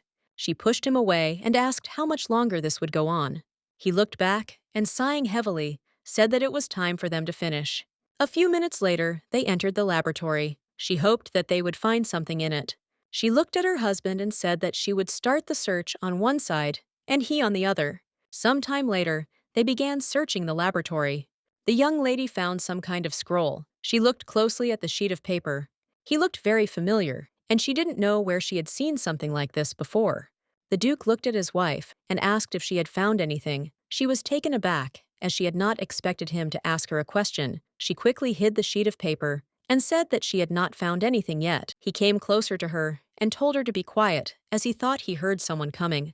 A moment later, they heard conversations. The young lady quickly grabbed her husband's hand. He looked at her in surprise. The wizards slowly entered the room, continuing their conversation. The wizard entered the room and froze at what he saw. He was taken aback when he saw a young couple kissing. He looked at them in surprise and asked excitedly what they were doing there. The Duke said with a smile that it seemed that even the wizards had fallen for their trick. The young lady smiled and said that it seemed to be true. She smiled and said that it looked like they had made progress since they had found the potion. But unfortunately, they didn't find out anything else. He sighed heavily and said that they had little time. He looked at his wife with a smile and said that even this would be enough, since the potion was not easy to obtain. He said that they almost left empty-handed, and he did not have time to take anything. She hoped that they would not reveal them. He said that it was their own fault because they did not close the door. He smiled and said that everything would be fine. He looked at his wife with a soft smile and said that she did not need to worry. He looked at her intently and said that it was time to leave the Tower of Magicians. She was surprised as a lot had happened in a short time. The prince looked closely at the newlyweds and greeted them with a smile. He said that they had returned earlier than he expected. He smiled and said that they looked rested. He asked if they had good news for him. He looked closely at the young people and said that judging by their faces, something had happened in the tower. A moment later, they provided the prince with potions. He looked at them intently with a smile on his face. He asked in surprise if they really stole him like that. He looked at them closely with a satisfied smile and said that it seemed like they had become closer. Selina sighed heavily and told her husband that they had agreed to keep quiet about it. The Duke said that they still needed to seek help. She looked closely at the prince and said that she had seen the effect of the potion herself, and it really worked. He looked at her with alarm and said that he did not doubt her words at all. Considering where they got it from, they were obliged to subject everything to a thorough check. She reached for the potion and said that if they did not believe her, then she would now test it on herself. The Duke stopped his wife. He looked at her in surprise and asked if she really wanted to cut her hand and pour the potion on it. Selina said that this was the surest way to show it in action. The prince looked at them intently for some time as they quarreled among themselves. The prince looked at her and said that they believed her, but this remedy could be dangerous, and for this reason, she should not take risks. He looked at them closely and asked if they had such a product, what would they make first? The Duke said that of course he would heal the sick. Selina thought for a moment and said that they could heal the wounded soldiers. The Duke looked at the prince and said that they could heal them and send them back into battle. He was taken aback and froze in shock after what he himself said. A moment later, he remembered the admiral whom they had seen in the tower. Now he understood everything. Millard said that when he watched them in the tower, it was noticeable that the admiral had asked for their support too easily. Now he realized that in fact they needed the potion. He understood that they wanted to get hold of him in order to maintain control of the sea. The prince looked at them and said that while they were gone, he had managed to find out something, and he learned that the first people who had escaped death were found in the port. Selina asked in surprise if the new medicine could really resurrect the dead. He said that If you pour this potion on a dead person, it can bring him back to life. The prince asked the young lady what she thought about this. She thought for a moment and said that it might be like turning back time. She said that if you give this potion to a dead person, he will be able to come back. The Duke thought for a moment about what his wife had said. He said that those they saw looked too strange to say that they had returned to their previous state. She looked at him closely and said that it might be a side effect. She said that it looked like they would have to do an experiment. Leonardo sighed heavily and said that if the young lady's theory was correct, then they would actually create one who could escape death. The prince looked at them intently and said that he did not know whether it was right or not, but they could not let it go at the moment, because if they abandoned this matter, the capital would face a catastrophe. She looked at him intently and said that they could conduct experiments on their estate. She said that the product given away seemed to work on all living things, and for this reason, they could try it on dead plants or animals. She looked at him and said that she understood his concerns perfectly well, but she believed that they needed to confirm its effectiveness. The prince looked closely at the young lady and said that they could do so. The Duke in turn said that he also agreed. True, there was too little potion for many experiments. He thought that they needed to steal more. The young lady said they could create a replica of it. The prince thought about it and said that they should try it. The lady said that they could share the potion, and while the prince tested the possibility of a copy, they could begin experiments. The young lady looked at her husband and said with a smile that they could start an experiment. He smiled and said that he agreed with her. The prince said that it had already been decided and he would wait for the results. He looked closely at the young lady and asked if she had found the item she was going to steal. She hesitated, not knowing what to answer to this question. The Duke glanced sideways at his wife, as he was also interested in this question. Sometime later, they were already on their territory. She looked at the beautiful house as she found it hard to believe that it was now her home. Everything seemed very strange to her. A moment later, she heard someone calling her and turned around. The young people looked closely at the Duke and Duchess and greeted them. The maid looked at her mistress with alarm. She could not understand how they could be treated so badly in the magic tower. Selina froze for a moment, as she didn't expect anything like this. She saw that the atmosphere was different, not like in her native estate. A moment later, the young man ran up to the Duke and shouted that he was very bored. He looked at the Duchess intently and said that knowing that they had just returned, he would like to borrow the Duke for a few minutes, as he had something to tell the Duke. The young lady was surprised, but still agreed with him.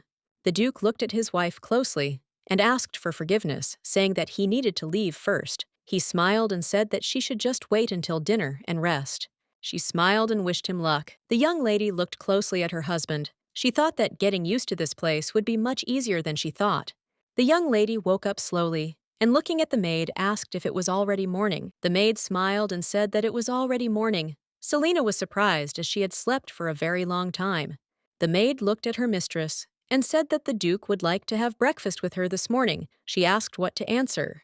The maid said that he would wait until she woke up, but she thought that she might be uncomfortable. Selina smiled and said that she would go. The maid was surprised. She looked closely at the mistress and asked with bewilderment, was she really going to go? For some time, the maid asked the mistress if this was true. Selina smiled and said that she would go to breakfast. The maid said with a joyful smile that she would go and quickly inform the Duke about everything. Anna thought that her mistress would definitely refuse this, but now she understood that they had become closer after the magic tower. The Duke sat at the table waiting for his wife. He looked closely at the documents. Selina slowly entered the room and looked at her husband in surprise. She said that he should have already had breakfast. He said that since she was here, they could eat. Without looking up from the documents, he said that she had started sleeping more lately. He asked if her stamina had decreased. He also asked about exercise. He suggested that she take short walks around the area. A moment later, the young lady snatched the papers from his hands and said that he would do well to learn his table manners again. He looked at her in surprise, but a moment later said that he would take care of it. The Duke asked his wife what her plans were for today. She sighed heavily and said that she had no plans. The servants watched their sweet squabble and were a little puzzled by their conversation. The Duke looked closely at his wife and said that if she had no plans, she could go hunting with him. She looked closely at her husband as she realized that he meant finding a suitable test subject for them. Some time later, they were already hunting. She sighed heavily and, looking around, told her husband that they were far enough away. He said that today they would not hunt big game rabbits, or that petting would be enough. Selena shouted to her husband and told him in which direction the rabbit ran. A moment later, the Duke fired and killed the rabbit. The young lady sighed heavily and looked intently at the rabbit. The Duke in turn looked intently at his wife. He sighed heavily and said that they must do it. Selena looked at him intently and said that he could go back first. Millard asked with bewilderment where she was going. She sighed heavily and, looking away from him, said that she was going to stop by home for a while. He looked at her in surprise and said that her home was here. He said that if she was going to her father's estate, then she could take him with her. She said that everything was fine. She would go there herself. She said that he already had a lot to do. He said that even if he was busy, it was his duty to find time for her. She said that everything was fine, and he didn't need to go with her. Selena looked at him intently and said that she would go alone. He looked at her intently, as if he realized that what had happened between them was starting again. He understood that as soon as they became closer to each other, the distance between them increased again. He sighed heavily, and as he left, said that she could do as she wanted. Selena looked after him with surprise and sadness. She wanted to stop him, but still let him go. She wondered what was the point of stopping him now, since she herself said that he could not go with her. She knew that she had to go alone. She knew that if she went to her father's estate today, she would be sent straight to the basement. She could not show this to her husband. Some time later, she came to her father and greeted him. He looked angrily at his daughter and said nothing. The servant looked at the master and asked if he should bring him some tea. The man told his subordinate that they didn't need anything and sent him away. The young lady looked closely at her father. He said that he heard that she had recently gone to the magic tower. He asked if she had managed not to disgrace herself there. Selena sighed heavily and said that she had not done anything there. He looked at her intently and said that he really hoped that these were not empty words. He shouted that she should not even tarnish his reputation. A moment later, he stood up and said that she should follow him. Selena was puzzled and could not believe that she was going back to hell again of her own free will. She knew that she had to do it for her brother. He pushed her and told her to come in faster. He looked at his daughter with fury and contempt and shouted that she belonged in his house. He screamed that she would stay here, paying with her blood for the rest of her life. The young lady in turn understood perfectly well that she had no choice, and she had to do it. She knew perfectly well that if her husband found out about this, he would do everything to protect her. The young man looked at the young lady intently and greeted her with a smile. He asked how she had chewed all this time. He looked at her closely and said that she had lost a little weight. He said that she should eat well and rest more. She quickly rolled up her sleeve and said that they should get this over with quickly. The wizard looked at her closely and thanked her with a smile. He said that thanks to her cooperation, they finished very quickly. She sighed heavily and said that she thought she would see him in the magic tower. He said that he had heard about her recent visit to the tower. He asked if she liked it there. The young lady looked at the young wizard closely and asked if he had ever met the head of the tower. He looked at her and said that the head of the Tower of Mages was truly an outstanding person.